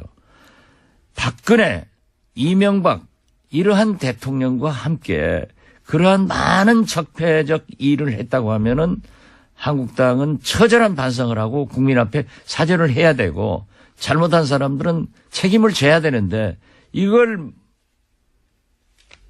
하지 않고 넘어가려고 하는 것이 잘못인데 어떻게 됐든 지금 현재로 보면은 홍준표는 세력이 없기 때문에 또 명분상 친박을 쳐야 되기 때문에 김무성 세력과 손을 잡을 거예요. 손을 잡으면은 저는 이 홍준표, 김무성 세력이 일단 손을 잡아서 원내대표도 당내를 장악하리라. 그렇게 보고. 그 다음이 궁금합니다. 그 다음은. 그 다음은 이제 원래 이제 주인이 둘일 수는 없으니까. 그렇죠. 그렇기 때문에 태양이 둘일 수 없으니까. 한국당의 태양이 누가 되느냐. 그렇지만은 홍준표에게는 아무래도 한계가 있을 겁니다. 왜냐하면 대법원에 계류된 상태가 지금 현재 그렇게 녹록지가 않은 것 같아요. 왜냐하면 서청원은 홍준표의 녹음 대포가 있다. 이런 것들이 어떻게 작용을 할 것인가. 그러니까 홍준표는 문국현 씨하고 다르더라고요. 옛날에 문국현 씨는 조그만 당대표였지만 걸리니까는 그냥 싹 엎드려요. 다 포기했죠. 결국은. 그러니까 그 이해창 총재 밑으로 가서 원내교섭단체 들어가서 이제 숨지기고 살았는데 홍준표는 역시 싸움꾼이라 세게 덤비고 있지만은 홍준표 대표 지금 발언하는 거 보면은 센 척하고 싹 죽어요. 그런 거 보면은 그러면은 원내대표가 김성태 의원이 만약 된다면 그 다음은 뒤에서 홍준표와 김무성의 이제 헤게모니 싸움이 벌어질 텐데 결국은 헤게모니는 뒤에 있지만 김무성 쪽이 지게 될 것이다. 이렇게 전망하시는 겁니까? 원내대표도 지금 현재 예. 김성태 의원이 그런 정치 역학적으로 보면 될 것 같지만은 예. 또 친박이 얼마나 뭉칠지 모르다. 친박의 뭉침도 있지만은 중도 세력들이 많아요. 예. 이게 그래도 우리가 살아남기 위해서는 홍준표, 김무성, 친박 이게 싸워가지고 되겠느냐. 예. 그러니까 완충 지역으로 중도적 사람을 내세우자라고 해야 되니까 결국 누가 되려는지 그건 잘 모르겠어요. 예. 저는 차라리 중도적인 표방을 하는 사람이 되지 않을까 이렇게도 보는데요. 그리고 상당히 중진이 될 수도 있다 이렇게 보는데 저는 그렇게 봅니다. 그런데 나중에 되더라도 예. 그분이 원내대표가 되더라도 친박과 비박 그 어느 쪽 한쪽을 가지고 갈 거예요. 가면은 결국 홍준표, 김무성 싸움이 되는데 누가 이깁니까? 그런 거 잘 맞추시잖아요, 원래. 저는 누가 이긴다고 보지는 않아요. 이번만은. 왜냐하면 김무성이 여러 가지 생각을 할 겁니다. 또 노련한 분이기 때문에 내가 지금 나와서 나오지는 않겠지만. 아니 글쎄 예. 내가 지금 전면에 나서서 지배를 한다고 해서 지금 실력이 있느냐. 예. 내년 지방선거밖에 없단 말이에요. 예. 지방선거에 대해서는 누구도 지금 자신하지 못하고 있는 거예요. 그렇죠. 그러면 지방선거를 패배하면은 책임을 져야 된다는 거예요. 예. 우리 안철수 대표가 난 그것을 염두하는 거예요. 지방선거 패배는 불을 보듯 화난데 그 책임을 또 안 지고 또 갈 것이냐. 이건 아니거든요. 그렇기 때문에 김무성 대표는 그걸 생각할 겁니다. 그래서 지방선거 후에. 후에 진짜 선거인 총선. 이때 전면에 나서서 공천권을 행사하고 재정비를 해가지고 당을 장악하려고 할 것이다. 대통령 선거에 한번 붙을 것이다. 또 한 번 나올 것이다. 김무성 대표가 저는 대통령 후보에 나온다고는 보지 않습니다. 하지만 본인이 위는 누군가를 그렇죠. 내세울 그렇게 것이다. 해서 총선을 이끌고 예. 대통령 후보를 뭐 본인이 할 수도 있으니까 본인 혹은 자기가 밀어서 보수 정권으로 다시. 김무성은 아직 꼴통 보수 아니에요. 그렇기 때문에 어떤 경우에도 이 진보 개혁, 예. 문재인 세력, 이 좌파다. 예. 여기에들은 절대 줄 수 없으니까 보수 대통합을 해서 보수 후보를 내놓을 것이다. 예. 저는 그래서 김무성은 내년 지방선거나 작은 싸움을 하지 않을 겁니다. 그런데 결국은 그러면 홍준표 대표가 지방선거까지는 치르고 그 다음부터는 김무성 대표가 당을 장악하려고 노력할 것이고 이렇게 보시는군요. 예. 그렇게 될지는 모르겠지만. 저는 그렇게 보고 있습니다. 예. 그렇게 될지는 모르겠지만 하여튼 그런 노력을 할 것이다. 네. 그럼 홍준표 대표는 어떻게 됩니까? 본인은 다음 대선에 또 나오실 것 같은데. 정치인이 나오고 싶은 거야, 별거 다. 저도 뭐 별거 다 나오고 싶어요. 제가 말씀드린 건 홍준표 대표가 그때까지 영향력을 유지하며 유력한 정치인을 계속 있겠느냐 이런 얘기죠. 대법원의 판결이 중요하겠죠. 또 서청원 대표가 얘기한 새로운 사실이 발각되느냐. 그 녹취록은 국민의당 있지 않습니까? 언제 우리 씁니까? 당이 없어요. 몰라요, 나는. 몰라요. 네. 그 녹취록 우리 국민당에 그렇게 우리 공장장처럼 수준이 좀 낮은 사람들만 있어서 없어요. 갑자기. 예. 그 내용도 다 아시는 걸로 저는 알고 있습니다. 자, 언젠가 말씀하시겠죠. 예. 오늘 여기까지 할까요? 네. 꼭 하셔야 했었는데 못 하신 말씀 있습니까, 혹시? 뭐 국정원 계획 같은 거, 예. ICBM 이런 게 있어서 예. 국민들이 좀 불안하게 하고 또 검찰에서도 우병우 또 내놨더라고요. 예. 이런 걸 보면은 좀 우리 정치권에서 적폐청산하는데 본격적으로 좀 잘 도와줘서 빨리 끝냈으면 좋겠다 하는 생각 같습니다. 국민의당이 도와주셔야죠. 예. 많이 돕고 있습니다. 오늘 여기까지 하겠습니다. 뭔가 하실 말씀이 있는데 안 하시고 꿀꺽 삼키고 오늘 가시고 다음 주는 말씀하시겠죠. 지금까지 박지원 전 대표였습니다. 감사합니다. 예, 감사합니다. 브리핑 때 발리에서 화산 나서 의료부가 사상 최초로 전 세계를 직접 보냈다라는 뉴스를 제가 잠깐 언론에서 크게 다루지 않길래, 왜냐하면 이럴 때 이제 뭐 다른 나라에서 그런 전 세계 보냈다는 뉴스 난 부러워했었거든요. 예. 근데 의료부에서 처음으로 보냈는데 이 뉴스가 별로 저는 중요한 뉴스 같은데 취급하지 않길래 말씀드렸더니 문자가 나왔어요. 놀러 간 사람들인데 나라에서 비행기 보내주면 그 비행기 싹은 그 놀러 간 사람들 내야 되는 거 아닙니까? 이렇게 문자를 보내셨는데 그렇지 않습니다. 자연재해, 불가항력이잖아요. 자연재해로 해외에서 공경에 처한 자국민을 안전하게 귀국시키는 건 국가의 의무예요. 예. 그때까지 안 했던 거죠, 그거를. 그분들이 정말 놀다가 뭔가 사고가 났으면 모르겠는데요. 이분들은 자신들의 잘못이 아닌 화산 폭발로 인해서 귀국을 제대로 못하고 있는 상황이었고, 화산은 언제든지 폭발할 수 있는 상황이기 때문에 빨리 귀국해야 하는데 비행기 편이 없으니까 당연히 나라에서 전 세계 편을 보내서 귀국시켜야 하는 거죠. 그걸 의료부가 최초로 직접 했다는 게 그게 이상한 거죠. 예. 하는 건 정상입니다. 그러니까 그분들이 와서 그 비행기 싹을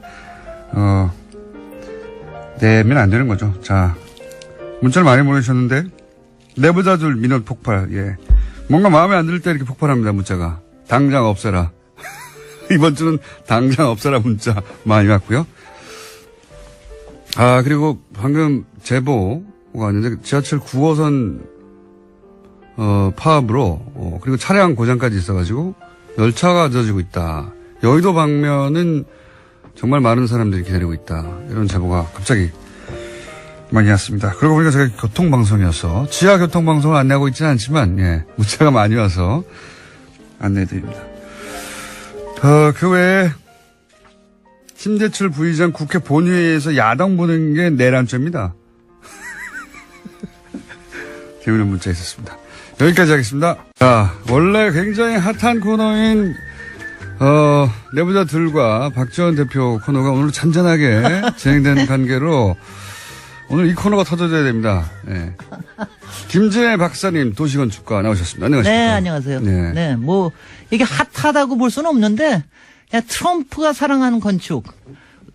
대한민국의 두 개 건축물 63타워와 롯데. 지난번에는 이제 트럼프 타워를 가지고 얘기를 했는데 오늘은 제2 롯데 타워 가지고 이제 얘기를 하니까 그때 거론했던 타워들 롯데. 네. 두 번째 롯데. 근데 뭐에 꽂히셔서 그렇게 근사하다고 그랬을까요? 뭐가 워낙 높잖아요. 높은 거 좋아하는 거죠. 이거 뭐 남성들의 특징이기도 하죠. 미학적 관점에서 평가했다고는 보지 않고요. 예, 전혀. 관심 아마 보지도 않았을 거예요. 금빛 쓰면 좋아한대잖아요. 근데 이거는 금빛은 아니에요. 네. 금빛은 아니고 이제 좀 하얀색 뭐 이렇게 저기를 하는데 올라가 보셨어요 혹시? 올라가 보지 못했습니다. 저도 안 봤습니다. 주차장은 세본 적이 있습니다. 저는 이게 참 아니요 일단 뭐 다른 여러 가지 얘기를 하기 전에 이게 이제 미국 대통령도 거론할 만큼의 일종의 랜드마크니까 일단 높고 세계에서 지금 6위인가 됩니다. 네. 그러니까 세계 10번째 안에 꼽히는 거니까 사실은 많이 좀 사랑하고 자랑스러워하고 세계에도 좀 근사하게 좀 알리고 좀 그러면 좋겠다는 생각이 당연히 들죠. 그 정도 높이의 빌딩에서 보통 이제 국가 랜드마크로 네. 굉장히 이제 자랑스러워하고 거론도 많이 하고 그러는데. 그럼요. 그러니까 뭐 하다못해 63타워도 63빌딩은 됐을 때 굉장히 많은 조명을 받았고요. 그리고 이제 여의도에 하여튼 석양 때는 또 상당히 또 아름답기도 그렇죠. 하거든요. 그래서 가다 보면 예쁩니다. 그래서 이제 그것 때문에 사진도 굉장히 서울 사진으로 많이 나오기도 했는데 롯데는 이건 뭐냐면은 이게 뭐냐면은 뭔가 이거 뭐 저주받은 걸작이라고 그럴 수도 없는 거고 하여튼 뭔가가 씌었어요. 저는 그게 되게 기분이 나쁩니다. 건축 허가부터 사실은 말들이 많았잖아요. 그렇습니다. 이명박 전 대통령. 그러니까 지난번에 이제 트럼프 타워 얘기할 때 제가 그게 불법은 없었지만 범법은 있었다 그게 얘기를 했잖아요. 네. 작은 범법이 있었죠. 네. 근데 이제 이 경우에는 그러니까 불법이면 도저히 뭐가 지어질 수는 없죠. 그런데 여기에 편법과 특혜가 있었고, 그리고 편법과 특혜가 있다 보면 거기에는 항상 대기업과 이른바 정경유착에 관련된 예. 비리가 있을 수가 있다. 이것 때문에 지금 난리가 나고 있는 그런 겁니다. 의혹은 굉장히 많았죠. 그러니까 당시에도 있었고요. 예. 지금은 이제 더 심각하게. 지금 일단 이제 현재 상태를 보면 그러니까 일단 간단 요약하면 공군이 안 된다고 하는. 예. 그러니까 성남공항에 예. 활주로를 3도를 틀어가면서 그러니까요. 이거를 이제 허가를 내준 거죠. 그러니까 국가 안보, 국방과 관련된 사안인데 네. 특정 기업을 위해서 그걸 포기하면서 인허가를 내줬다. 인허가를 내준 게 18년 동안 여러 정부에서 안 된다고 다 안 했는데. 된다고 했던 것을 그것을 내줬다. 왜냐하면 공군이 안 된다는 이유가 명확하게 합리적이니까요. 네. 예. 그리고 이제 그래서 그때 공군 장군 한 분은 결국은 스스로 나가셨죠. 아마 예, 잘렸나요? 잘렸을 겁니다. 아마 뭐 이럴 정도로. 그래서 이제 그것 때문에 무척 말이 많았기 때문에 그러고 나서 이제 사실 그 다음에 말이 많아진 거는 개장할 때. 예. 개장할 때 여러 가지 균열 문제, 싱크홀 지방 문제, 예. 뭐 여러 가지 등등의 문제들이 많이 이것저것 터졌습니다. 그래서 이제 그것 때문에 과연 이것이 안전하냐 네. 이것에 대한 게 있는데 지금 현재 문제가 된 거는 지금 여러 가지 적폐청산의 과정 중에서 예. 특히 이제 박범계 의원께서 굉장히 강하게 이제 주장을 하시죠. 이건 명백하다라고. 롯데하고, 예. 네, 롯데하고 이명박 정부하고의 분명히 비리가 있다. 그러니까 이거를 있다. 이제 검찰에서 조사를 해야 된다. 그래서 검찰에서 조사를 한다고까지는 했습니다. 아직은 네. 그거에 대한 거가 더 나오지는 않았는데요. 그런데 지금 그런 상황에 있기 때문에 뭐 이게 그러니까 근데요, 제가 아무리 봐도 세계에 이런 일이 없습니다. 이 정도 그러니까 규모의 건물에. 이 정도 규모의 건물에 예. 이 그야말로 정도의 군의 비리가. 공항을 가지고 그걸 틀어내면서 이런 정도의 편법과 특혜를 가지고 했던 예가 없어요. 왜냐하면 아시다시피 100층 이상 건물쯤 되면 일단은 국가적으로 다 관심사, 국민적 관심이 국가적 관심입니다. 예. 그러니까 여기에 관련돼 가지고는 굉장히 다 축복을 해주려고 좀 노력을 하는 엠파이어 편이에요. 스테이트 빌딩 보세요. 아직도 자랑으로 삼고 있잖아요. 100년 전에 지었는데 예. 정말 그거 아세요? 엠파이어 스테이트 빌딩도 거기도 한번 헬기는 아니에요. 당시에는 경량 비행기 부딪힌 적이 있었습니다. 아, 그래요? 한 60년대인가 그랬는데 그 중간에 그때는 이제 거기도 안개가 많이 끼는 데거든요. 예. 그래서 안개가 끼다가 한 번은 경비행기라고 그러죠. 경비행기가 충돌했는데. 중간에 충돌을 했는데 한 60몇 층쯤에 충돌을 했는데 그건 뭐냐 하면은 월드 타워, 무너진, 테러로 무너진 예. 월드 트레이드 타워. 트레이드 타워하고는 좀 달리 이거는 구조가 워낙 제가 튼튼해가지고. 100년 전에 그냥 석도로 지었잖아요. 그야말로 싸서 지은 겁니다. 물론 철근 콘크리트를 하긴 안 했지만. 무너질 것 같아요. 딱 보면. 그러니까 하면은 옆에만 부서졌습니다. 그냥. 예. 부서졌는데 이제 그랬고요. 그러니까 그런 안전의 위험을 가지고 하기가 그렇게 쉽지가 않거든요. 근데 이제 특히 이거를 2009년에 허가를 받았는데 당시에 그 전후 해가지고 또 우리나라에도 한번 문제가 있었어요. 초고층에 헬기가 예.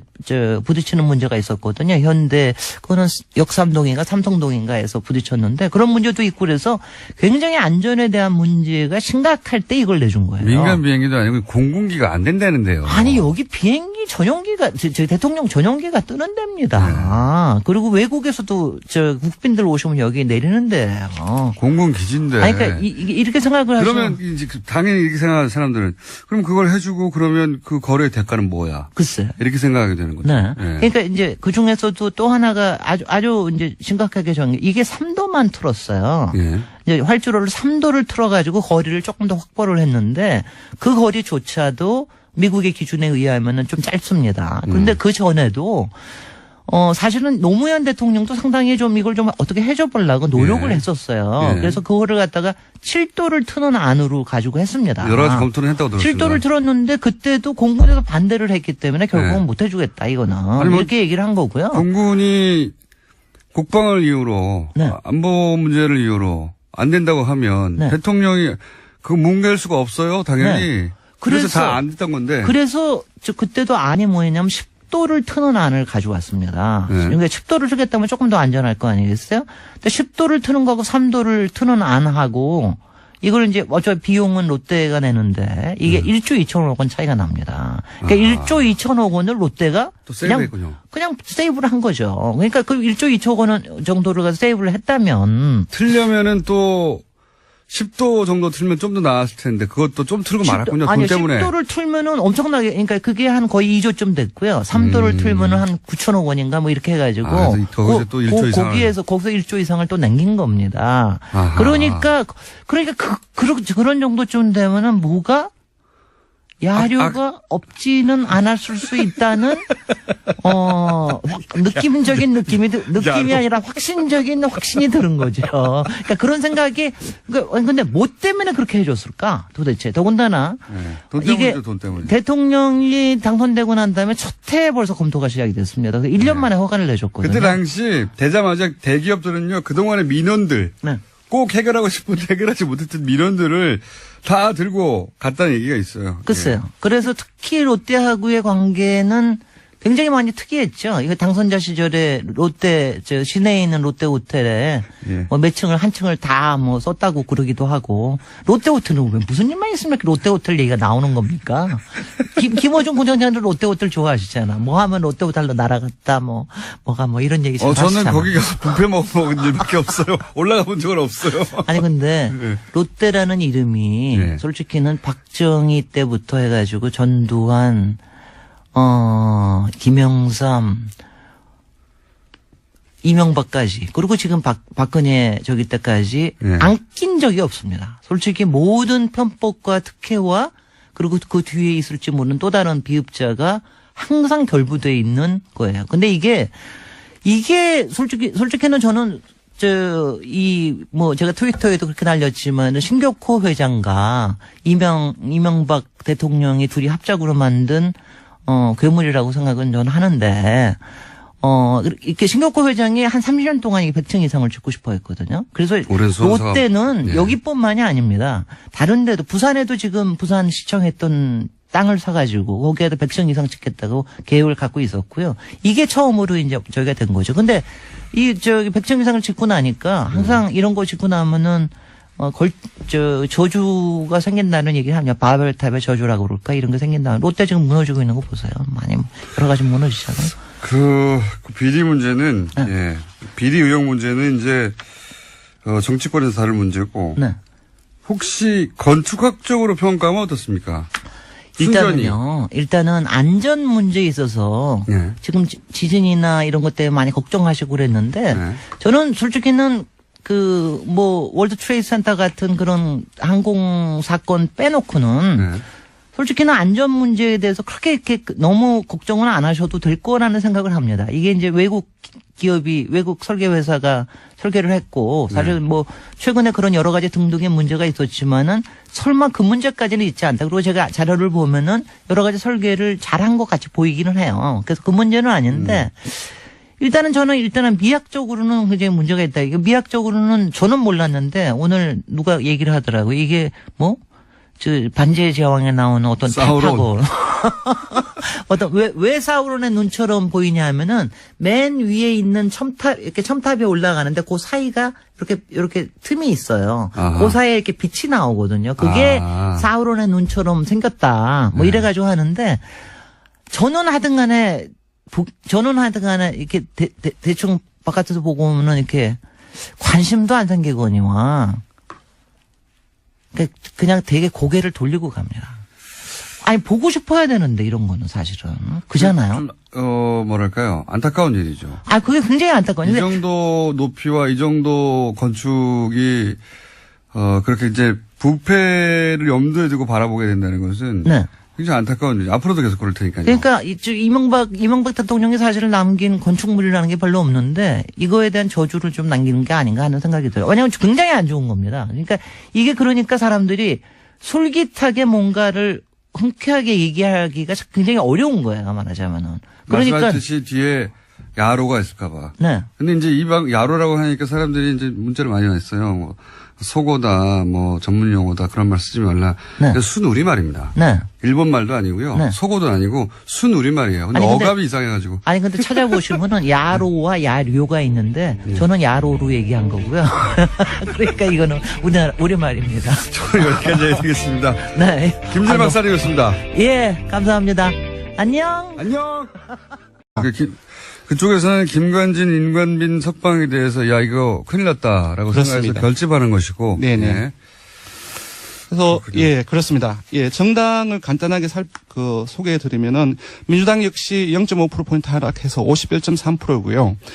떨어진 그 지역이라든지 연령은 거의 대통령과 거의 비슷합니다. 60대 이상 보수층 영남 뭐 이런 맞습니다. 자유한국당은 2.2%포인트 상승해서 18.6%이고요. 아마 일종의 이제 금방 말씀드렸던 그 논란, 그 보도의 확산, 그 영향을 반사의 이게 아닌가 싶고요. 바른정당은 0.4%포인트 하락해서 5.1%, 거의 변화는 없다고 봐야 될 것 같고요. 정의당이 많이 빠졌습니다. 지난주에도 상당히 주 초중반까지 상승세를 거의 7%까지 갔다가 주 후반에 확 떨어졌거든요. 근데 이번 주 수요일까지도 계속 하락해서 1.4%포인트 하락해서 4.7%입니다. 다 아시겠지만 김종대 의원 논란이 가장 주요한 원인인 것 같고요. 저도 이제 프레임을 잘못 잡았다고 얘기 한번 했었는데. 네, 국민의당은 지난주에 이어서 행보를 했습니다. 0.2%포인트 상승을 해서 4.7%이고요. 여전히 이번에는 정의당과 함께 4주째 최하위에 머물고 있습니다. 통합 논의가 그게 이제 갈등이 계속 보도되면 뭐 떨어질 수밖에 없어요, 사실은. 예, 초선 의원들이 그 집단으로 통합 논의 중단이라든지 그런 얘기를 했었고 유성엽 의원의 발언이라든지 계속 갈등이 이어지고 있습니다. 이번에 그것마저 알려주는 예. 조사는 뭡니까? 예, 되게 지금 논란이 되고 있는 부분들을 조사를 했습니다. 그 월요일 날 국민권익위원회에서 농축수산품에 한해서 선물을 5만 원, 10만 원으로 상향 조정하자라고 하는 어떤 그 청탁금지법 개정안을 부결시켰습니다. 네. 부결시켰는데 여기에 대해서 어떻게 생각하는지 물어봤습니다. 그러니까 이제 농수산물 같은 경우에는 네. 예를 들면 한우 네. 10만 원 정도 선물할 수 있게 하자. 맞습니다. 한마디로 설날- 말하자면 그거거든요. 예, 5만 설날도 원에서. 다가오고 그런 얘기가 많이 나오고 있는데 정부에서도 관계부처가 이렇게 올리는 방향을 이제 제시를 했던 거죠, 사실상. 근데 기존 350 규정을 예외 없이 엄격 규정해야 된다가 47.7%, 농축수산품 한정 선물 사항의 인상 찬성이 47.4%가 나왔습니다. 완전 절반으로 갈렸네요. 완전 팽팽하게 맞서고 있습니다. 근데 그래서 조금 찾아봤어요. 저희들이 이 현안에 대해서 상당히 많은 조사를 했습니다. 작년 9월에 이게 시행이 되었죠. 김영란법이. 그 시행 직전 8월에 조사를 했는데 그때는 기존의 그 규정을 엄격 시행해야 된다가 59.3%로 상당히 높게 나왔고요. 그리고 올해 2월에 다시 논란이 되었을 때, 50, 10 이런 식으로 상향 조정했을 때는 어떻게 생각하느냐 물어봤는데 찬성이 49.6%로 내렸습니다. 그러니까 요번에는 거기에다가 농축수산품에 한정해서 선물만 10만 원 올리자라고 했기 때문에 전반적으로 이런 어떤 조정하는 여론이 조금씩 상승하고 있는 흐름을 보이고 있습니다. 10만 원이 너무 적다고 생각하는 분들도 있고 네네. 그리고 특히 농수산물 정도는 그렇게 하는 게 해야 하는 거 아니냐 이렇게 생각하는 분들도 있는데. 예, 민주당 지지층에서도 그 농수산물 한정에서는 올리는 게 맞다 그런 의견이 많이 이해갑니다. 나왔습니다. 예를 들어 40, 50대 뭐 개인 사업을 한다든가 이런 분들 네네. 이런 분들은 그런 걸 느낄 것 같아요. 예. 네. 그게 꼭 그 청탁이 아니어도 네네. 선물을 하고 뭐 고마움을 표시하고 싶은데 액수가 너무 적다 이렇게 생각하는 40, 50대 사업하는 분들이나 성인들이 있을 수 있습니다. 예. 네, 그런 부분들이 많이 있는 것 같습니다. 20, 30대는 여기 반대하고 네. 40, 50대 연령대로 보자면 그렇게 갈리는 것도 예, 있죠. 전반적으로 보수적인 어떤 성향, 진보적인 성향이 조금 갈리는 것은 맞습니다. 이제 보수적인 성향은 어떤 상향 조정을 찬성하는 거, 그리고 진보적인 성향은 어떤 엄격 적용을 의사한데 약간 조금 다릅니다. 다른 이슈와 다르게 좀 혼재되어 있습니다. 저는 세부적으로 나이가 훨씬 더 중요한 변수인 것 같아요. 지역보다 네. 이거는 네. 사회 직업도 경험이나. 그렇고요. 네, 직업이나 네네. 입장이 다른 거죠. 여기까지 하겠습니다. 조사 기간은요? 네, 조사 결과를 드리겠습니다. 이번 주정조사는 TBS 의뢰로 이번 주 월요일부터 수요일까지 전국 19세 이상 성인 1,512명을 대상으로 했습니다. 유무선 전화면접과 자동검사 혼용 방식으로 했고요. 표본 오차는 95% 신뢰수준 플러스 마이너스 2.5%포인트였습니다. 응답률은 5.5%이고요. 현안 조사는 TBS 뉴스공장 의뢰로 어제 하루 동안 실시했습니다. 성인 505명을 대상으로 실시했고요. 표본 오차는 플러스 마이너스 4.4%포인트였습니다. 리얼미터 권순정 조사분석실장이었습니다. 감사합니다. 고맙습니다. 다들 아시죠?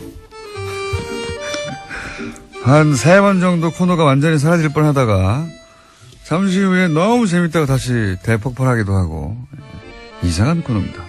더불어민주당 안민석 의원 나오셨습니다. 안녕하십니까? 네, 안민석 의원입니다. 오늘은 이야기 없나요? 뒤에? 누구 어떤 안민석?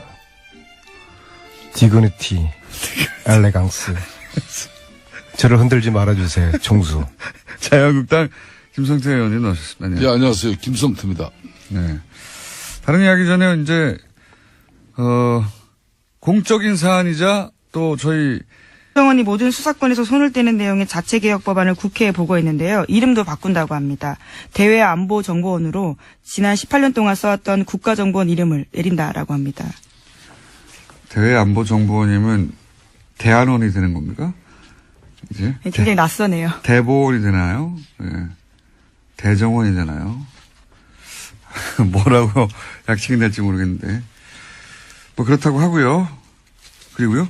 네, 이건희 삼성전자 회장의 차명 계좌에 대해서 국세청의 과세가 임박했다라는 SBS 보도가 있는데요. 이자 배당 소득의 90% 세율을 적용한다는 데에는 여권과 과세 당국의 의견이 일치했지만 과세 규모를 좌우할 시점을 두고 이견이 벌어지고 있다고 합니다. 국세청이 왜 재벌편을 들어요? 국세청 얘기는 2007년 11월 이후에 대해서만 과세한다는 거잖아요. 이러면 얼마 안 돼요. 90%가 중징한 게 아니라. 여기서 이제 여당은 무슨 소리냐. 2008년에 불법 범죄 행위가 확인됐으니까 그 이전 5년. 이렇게 되면 이제 몇천억이 되는 거거든요. 네, 과세 범위가 확 늘어납니다. 국세청은 세금을 줄이자고 하는 것과 마찬가지입니다. 예, 참. 그런 일이 있습니다. 국세청은 세금 조금, 퍼센티지는 중요한 게 아니고요. 예, 세금을 조금 내자고 기간 가지고 여당과 지금 다투고 있고요. 그리고 오늘 재밌는 뉴스가 하나 있는데 대부분 잘 다루지 않아서 잠깐 말씀드리면 발리에서 화산 폭발. 네, 예. 그렇죠. 인도네시아 발리에서 화산 분화 일어나서 공항이 폐쇄됐습니다. 네. 외교부에서 최초라고 해요. 최초로 그 자국민 귀국용으로 전 세계를 보냈는데, 예.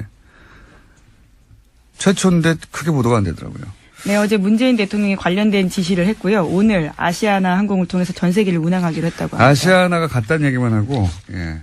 그게 외교부에서 직접 보낸 최초의 전세기입니다. 우리나라 자국민 귀국시키려고. 재밌는 뉴스인데, 예.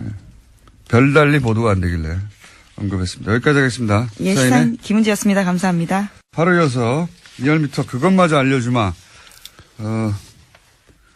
자, 대통령 지지율 한 1, 2% 내에 있죠. 왔다 갔다 하는 게. 안녕하십니까. 권순정 실장님 나오셨습니다. 네. 네. 1, 2% 이내에 올라가나 내려가나 마찬가지죠? 네, 마찬가지지만 내용 분석을 해보면 네. 흐름이 좀 잡히긴 합니다. 4주 연속 상승 흐름이었습니다. 네. 근데 이번엔 소폭 빠졌습니다. 빠질 때가 조금 되지 않나 싶은데요. 아니, 1.8%포인트 하락해서 미사일도 71.2%였습니다. 네. 그리고 부정평가는 2.5%포인트 오른 23.9%였고요. 그래서 사실상 큰 폭의 하락은 아니고요. 많은 분들이 어제 북한 그 미사일 발사 때문에 내렸나 네. 라고 오해를 하실까봐 네. 일간을 준비를 했는데요. 27일 월요일에는 72.5%, 28일 화요일에는 70.4%, 네. 29일 수요일 어제죠. 71%로 올랐는데 여기 잘 보시면은 약간 화요일 날 약간 내려 다시 올라가는 거네요. 예, 약간이 말하자면. 아닙니다. 29일 수요일의 그 구성은 28일 전날 500명하고 당일날 500명 구성인데요. 전날 화요일날 500명은 69%까지 떨어졌고요. 어제는 73%까지 올랐어요. 그래서 미사일 이제 조금 더 며칠 더 봐야 되겠지만 어제는 73%로 올랐고 500명 화요일 날은 70%대로 70% 69% 예, 69.4%로 내렸습니다. 그래서 그럼 이제 9월 통합을 화사에 하면은 무슨 일이 29일 있었죠? 일간 집기가 71%인데 네. 이제 이렇게 분리해서를 보면 기본적으로 어제 그 나왔던 그 하루에 영향을 미쳤던 부분들은 사실상 탄도미사일이 그게 아니군요. 예, 이 빠진 것은 오히려 그 원인이 탄도미사일 아니었다는 발사되고 거죠. 나서는 올라갔네요. 그렇습니다. 며칠 더 봐야 되겠지만 어제는 오히려 올라갔습니다. 그래서 그러면 월화 사이에 있었던 주요한 뉴스 중에 언론이 많이 다룬 거는 김관빈 맞습니다. 인관빈 제가 쭉 훑어봤는데 네, 그거가 가장 이제 크게 예, 보여요. 김관진, 그 임관빈, 그 지난 주 후반에 이제 잇따라 그 석방되는 과정 속에서 주말 또 월요일까지 그 일부 언론, 그러니까 주요 보수 언론이죠. 그 속에서 종편 논란을 포함해서. 예, 엄청나게 보도가 확산됐고. 그러니까 죄 없는 사람이 이제 풀려났다는 식의 보도가 네네.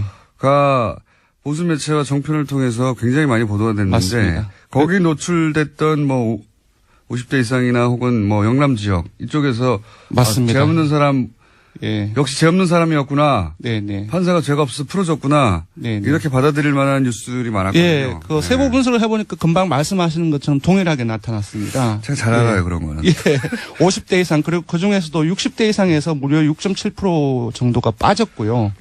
예, 보수층에서도 많이 빠졌고, 예, 주로 근데 그렇게 이제 보수 보냈습니다. 매체가 사실상 종편까지 해서 총동원된 거 치고는 그렇게 많이는 안 빠졌네요. 예, 그래서 이 논란 자체가 그 기본적으로 보수층에는 많은 영향을 미치지만 오히려 진보층을 중심으로 해서 문 대통령 핵심 지지층에서는 오히려 상승 효과를 가지고 있는 것 같아요. 그러니까 핵심 지지층을 보면은 19대 대선에서 문 후보를 찍었던 사람은 무려 94.6%가 어제 일간 기준 나왔습니다. 상당히 높은 수치입니다. 거의 최고 수준입니다. 안녕하세요, 김호준입니다. OECD 한국 최저임금 법인 세율 인상 우려. 어제자 조선일보 경제면 기사 제목입니다. OECD가 한국의 최저임금과 법인세 인상을 우려하며 노동개혁을 촉구했는데 국제기구가 정부 정책 방향을 조목조목 비판한 것은 이례적이다. 기사 내용입니다. 이런 보고서는 건조한 분석만 하기 마련인데 특정 정부의 특정 정책을 조목조목 비판했다. 그런데 그런 소식을 전하는 게 조선일보다. 그래서 보고서를 찾아봤습니다. 아니었습니다. OECD 경제 전망이라는 제목의 보고서 중 한국 파트 168페이지부터 188페이지까지 3페이지 중 최저임금 부분 요약은 이렇습니다. 한국 정부의 소득주도 성장 정책으로 가구의 소득 형상과 소비가 부양될 것으로 기대되고 반도체 등 주요 산업 이해 부분까지 확대되는 수출 회복세 그리고 정부 혁신으로 보다 빠른 성장이 전망된다. 하지만 생산성 혁신이 동반되지 않고 최저임금만 인상된다면 경쟁력을 약화시킬 수 있다.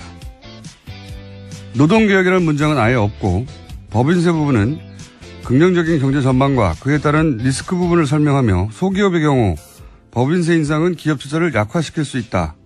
한 문장 드라이하게 병렬하고 있을 뿐입니다. 이게 무슨 이례적인 조목조목 비판입니까? 아주 전형적인 보고서일 뿐만 아니라 다른 국가도 똑같은 포맷이고 게다가 한국편은 전반적으로 긍정적인 전망입니다. 조선일보가 괜히 조선일보가 아닙니다. 김원준 생각이었습니다. 이런 거 안 쳐다볼 거라고 생각하나 봐요. 그래도 굉장히 꼼꼼하게 찾아보셨네요. 저는 다 쳐다봅니다. 궁금해가지고. 그래? 그럴 수도 있고 아닐 수도 있잖아요. 예. 그런데 이제 이례적이다. 뭐 이렇게 해서 특히 해외에 나온 보고서나 해외 기사나 해외 사례 얘기하면 다 찾아봅니다. 저는. 예. 전혀 사실과 다르다. 예. 훌륭하다. 조선일보. 예. 자, 첫 번째 뉴스는 뭡니까?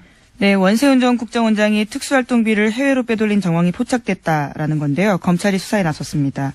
검찰은 국정원이 2011년 말에서 2012년 초 특활비 200만 달러를 미국 스탠포드 대학으로 송금한 과정 등에 대해서 자료를 넘겨받아서 검토하고 있다라고 하는데요. 이와 관련해서는 국정원 기조실 관계자들에 대한 진술도 확보했다라고 합니다. 원 전 원장의 지시로 200만 달러를 송금했다라는 건데요. 뿐만 아니라 현지의 주택을 구입할 목적 등으로 특활비를 추가로 빼돌렸다라는 의혹도 검찰이 수사하고 있습니다. 원세훈 전 국정원장 특활동비 해외 유출 그리고 착복 의혹에 대해서는 사실 주준희 기자하고 제가 오래전부터 의혹이 있다고 제기해왔던 봐. 또 JTBC가 특종을. 네, 어려서 얘기하는데 영화로도 만들었어요, 사실. 영화에 일부 들어있는데. 제가 대략 알고 있는 사연이 이렇습니다. 원세훈 원장이, 말하자면 은퇴를 대비해서 스탠포드 대학에 1년인가 연구원으로 있었던 적이 있거든요. 그때 아마 마음에 들었나 봐요. 2006년이었습니다. 예, 그게 마음에 들었나 봐요. 예, 날씨도 좋잖아요, 거기가. 그래서 거기에 돈을 내고, 일종의 거점을 만들어서, 예, 연구원 자격으로 이후 본인의 활동 거점으로 계속 삼으려고 했던 그런 부상이 있었나 봐요. 예, 그래서 그쪽으로 돈을 빼돌렸다. 예. 이거 하나 하고, 어제 이제 JTBC 보도는 안 나왔는데, 캐나다에 가족이 있습니다. 네. 가족이 있기도 있는데, 그 캐나다 쪽으로도 이 빼돌린 의혹을, 주장한 바 있습니다. 저희가. 의혹이 있다고. 그리고 이렇게 돈을 빼돌리는 과정에 외교 행랑을 이용하기도 했다 하는 제보가 있었기 때문에, 저수지 게임이라고 저희가, 예. 지나간 다음에 자꾸 언급하게 되는데, 그 영화에서도 내용이 일부 나옵니다. 원세훈 원장이 그럴 때 수행하는 국제원 직원들은 두고 혼자서 캐나다를 넘어갔다 왔다. 네, 이런 얘기도 저희가 했었고요. 그리고 이제 그 빼돌린 특활비가 혼자 다 착복한 것이냐, 이명박 전 대통령에도 가지 않았을까 하는 그런 의혹. 네, 주진우 기자가 자신의 책에도 그런 내용을 썼던 걸 기억하는데요. 네, 따져봐야 하고요. 게다가 이제 캐나다에 계속 주목하는 이유는 대표적인 자원외교 의혹 중에 하나인 하베스트 인수. 그건 하나로 2조 이상 손해를 본 가장 대표적인, 자원외교 실패 혹은 자원외교 의혹 사건인데, 그 손해를, 본 그 하베스트 회사가 캐나다에 있는 거고요. 예. 그때 그 거래 은행이 또 로얄 뱅크 오브 캐나다라는 곳인데, 저 뉴스공장에서 몇 주째 다루고 있는 농협 210억 투자 사건, 그 사기 사건의 거래 은행도 똑같은 로얄 뱅크 오브 캐나다예요. 예. 캐나다 쪽으로 이명박 전 대통령 시절 그런 돈이 사라지는 의혹이 많았고, 의혹 사건이 많았고, 은행도 같은 은행이고, 원세훈 국장도 캐나다로 그 특활비를 빼돌린 의혹이 있다라고 저희가 주장해 왔습니다. 네. 지금은 이제 그 미국으로 왜냐하면 계좌가 나왔으니까요. 미국으로 건너간 특활비에 대한 의혹이 이제 제기돼서 아마 수사가 진행되고 있는 것 같은데.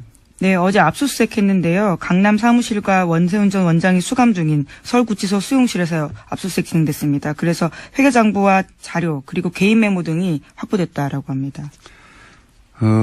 박근혜 전 대통령 국정원 특활비는 미용 시술이다 또는 개인 주택 구입이다 이런 전형 의혹이 있고 수사 중인 상황이고, 이명박 전 대통령 국정원 특활비로 추정되는 이 돈은 해외로 빼돌려진 의혹인데, 이제 미국 얘기 나왔는데 앞으로 캐나다도 나올 수 있다.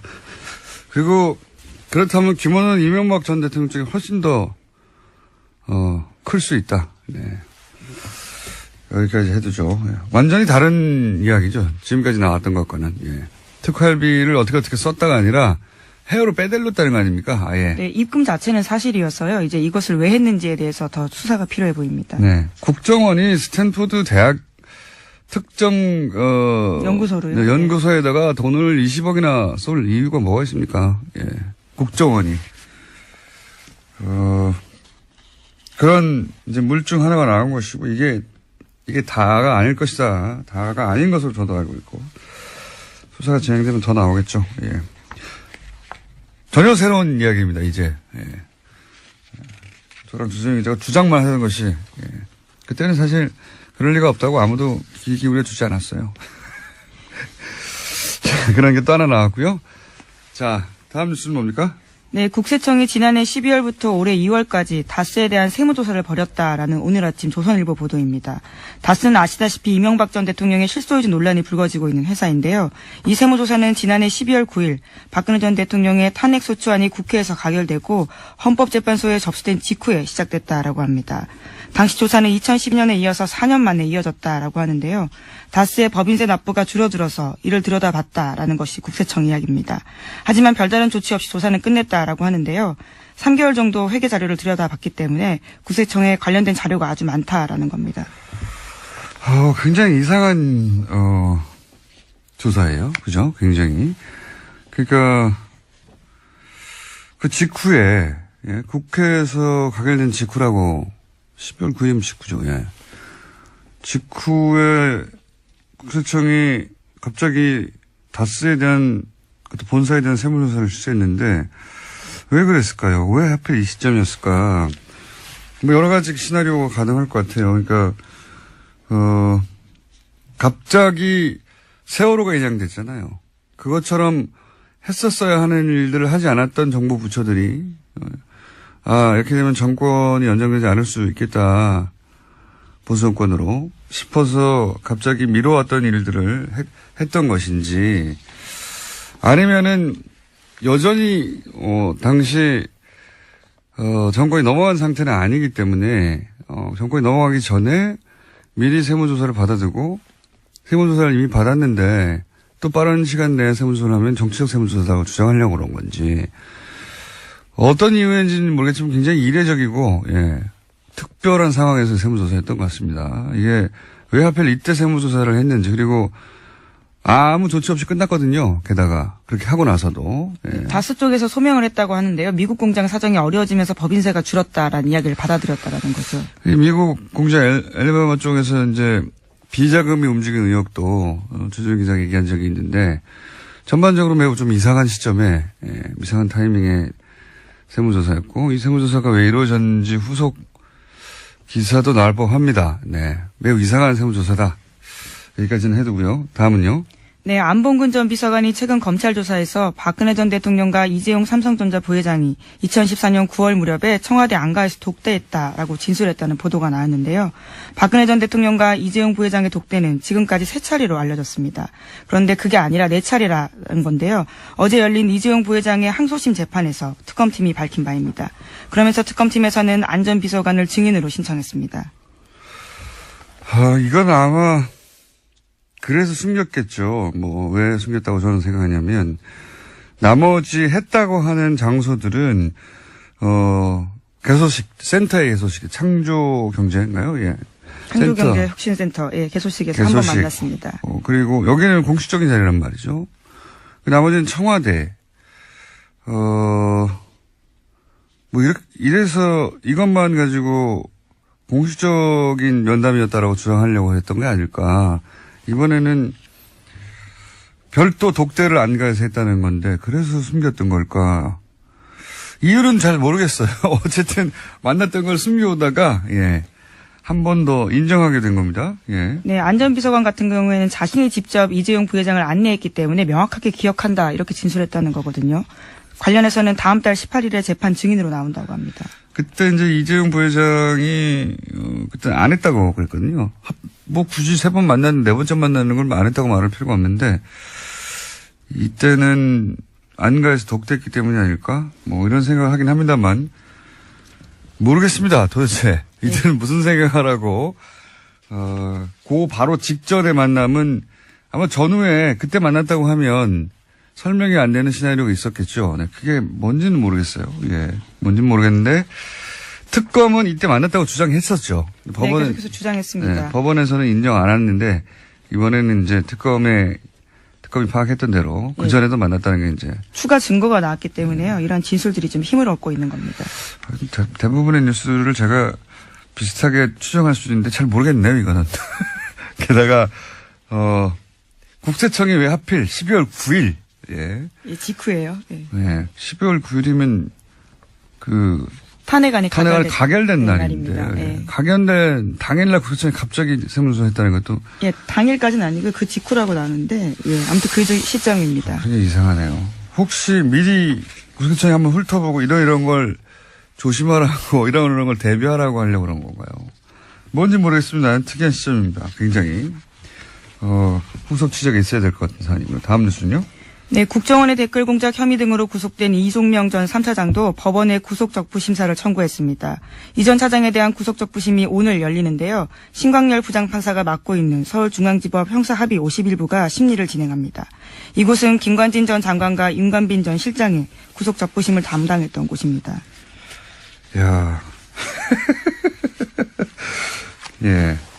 국방부 전 장관과 국방부 전 실장, 사이버 사령부 댓글 공작, 총 책임자 두 분은 석방이 됐고, 이제는 이제 국정원의 댓글 공작, 책임자들이 구속적부심을 똑같은 곳에 신청했어요. 청구했어요. 이 3차장은 핵심 혐의가, 외부에, 네, 일종의 양지회라고 말씀드린 적이 있는데요. 오비들, 국정원 오비들을 활용한 국정원 댓글 작업에 수십억을 지급했다.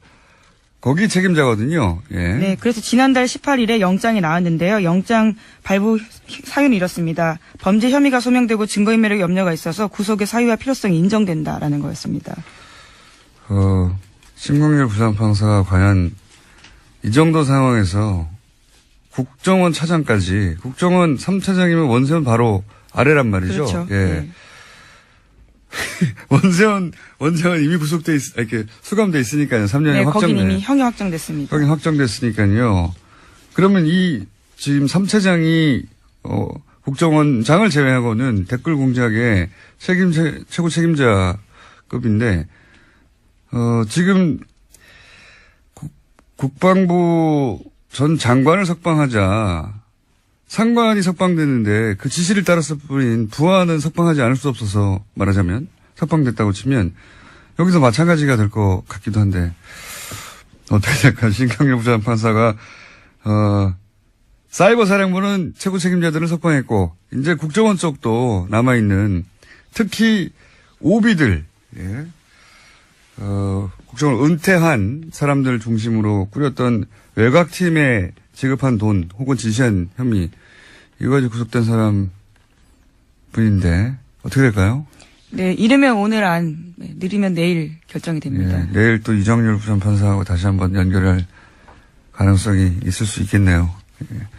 만약에 석방이 된다면 제가 할 말이 많습니다. 네, 석방이 안 되기 때문에. 네. 대기 중입니다. 네. 참. 다음 뉴스는요. 네, 이명박 정부 시절 유익 당시 청와대 비서실장이 국정원 직원들을 소집해서 헌법교육을 했다라는 주장이 나왔습니다. 뉴스공장에도 출연한 바가 있는 김상욱 전 국정원 직원의 폭로인데요. 자신이 20년 가까이 국정원에서 일했는데 2008년에 이명박 정부가 들어서고 갑자기 유 전 실장이 직원들을 소집해서 헌법교육을 했다라는 건데요. 굉장히 고압적인 자세로 너희가 이 정부를 거스르면 가만두지 않겠다라는 결연한 자세로 강연을 했다라는 겁니다. 대통령 비서실장이 국정원 가가지고 왜 정신교육을 합니까? 예. 제가 알기로는 처음 있는 일이고 그 이후로도 없었던 것 같은데, 예. 그 자체가 코미디죠. 예. 그러니까 대통령 비서실장은 사실 대통령을 대리해서 온 것과 마찬가지거든요. 예. 네, 뭐 불렀다라고는 하는데요. 어쨌거나 만난 건 사실입니다. 국정원에서 대통령 비서실장이 와서 강연하라고 누가 그럽니까? 예. 자기가 간다고 그래서. 대통령이 가서 정신교육을 한 것과 마찬가지예요. 그런 뜻을 전한 것과. 굉장히 코미디 같은 일이 있었네요. 그런 일이 있었다고 합니다. 자, 오늘은 리얼미터, 미니가 있기 때문에 제목만 체크하고 넘어가죠. 네,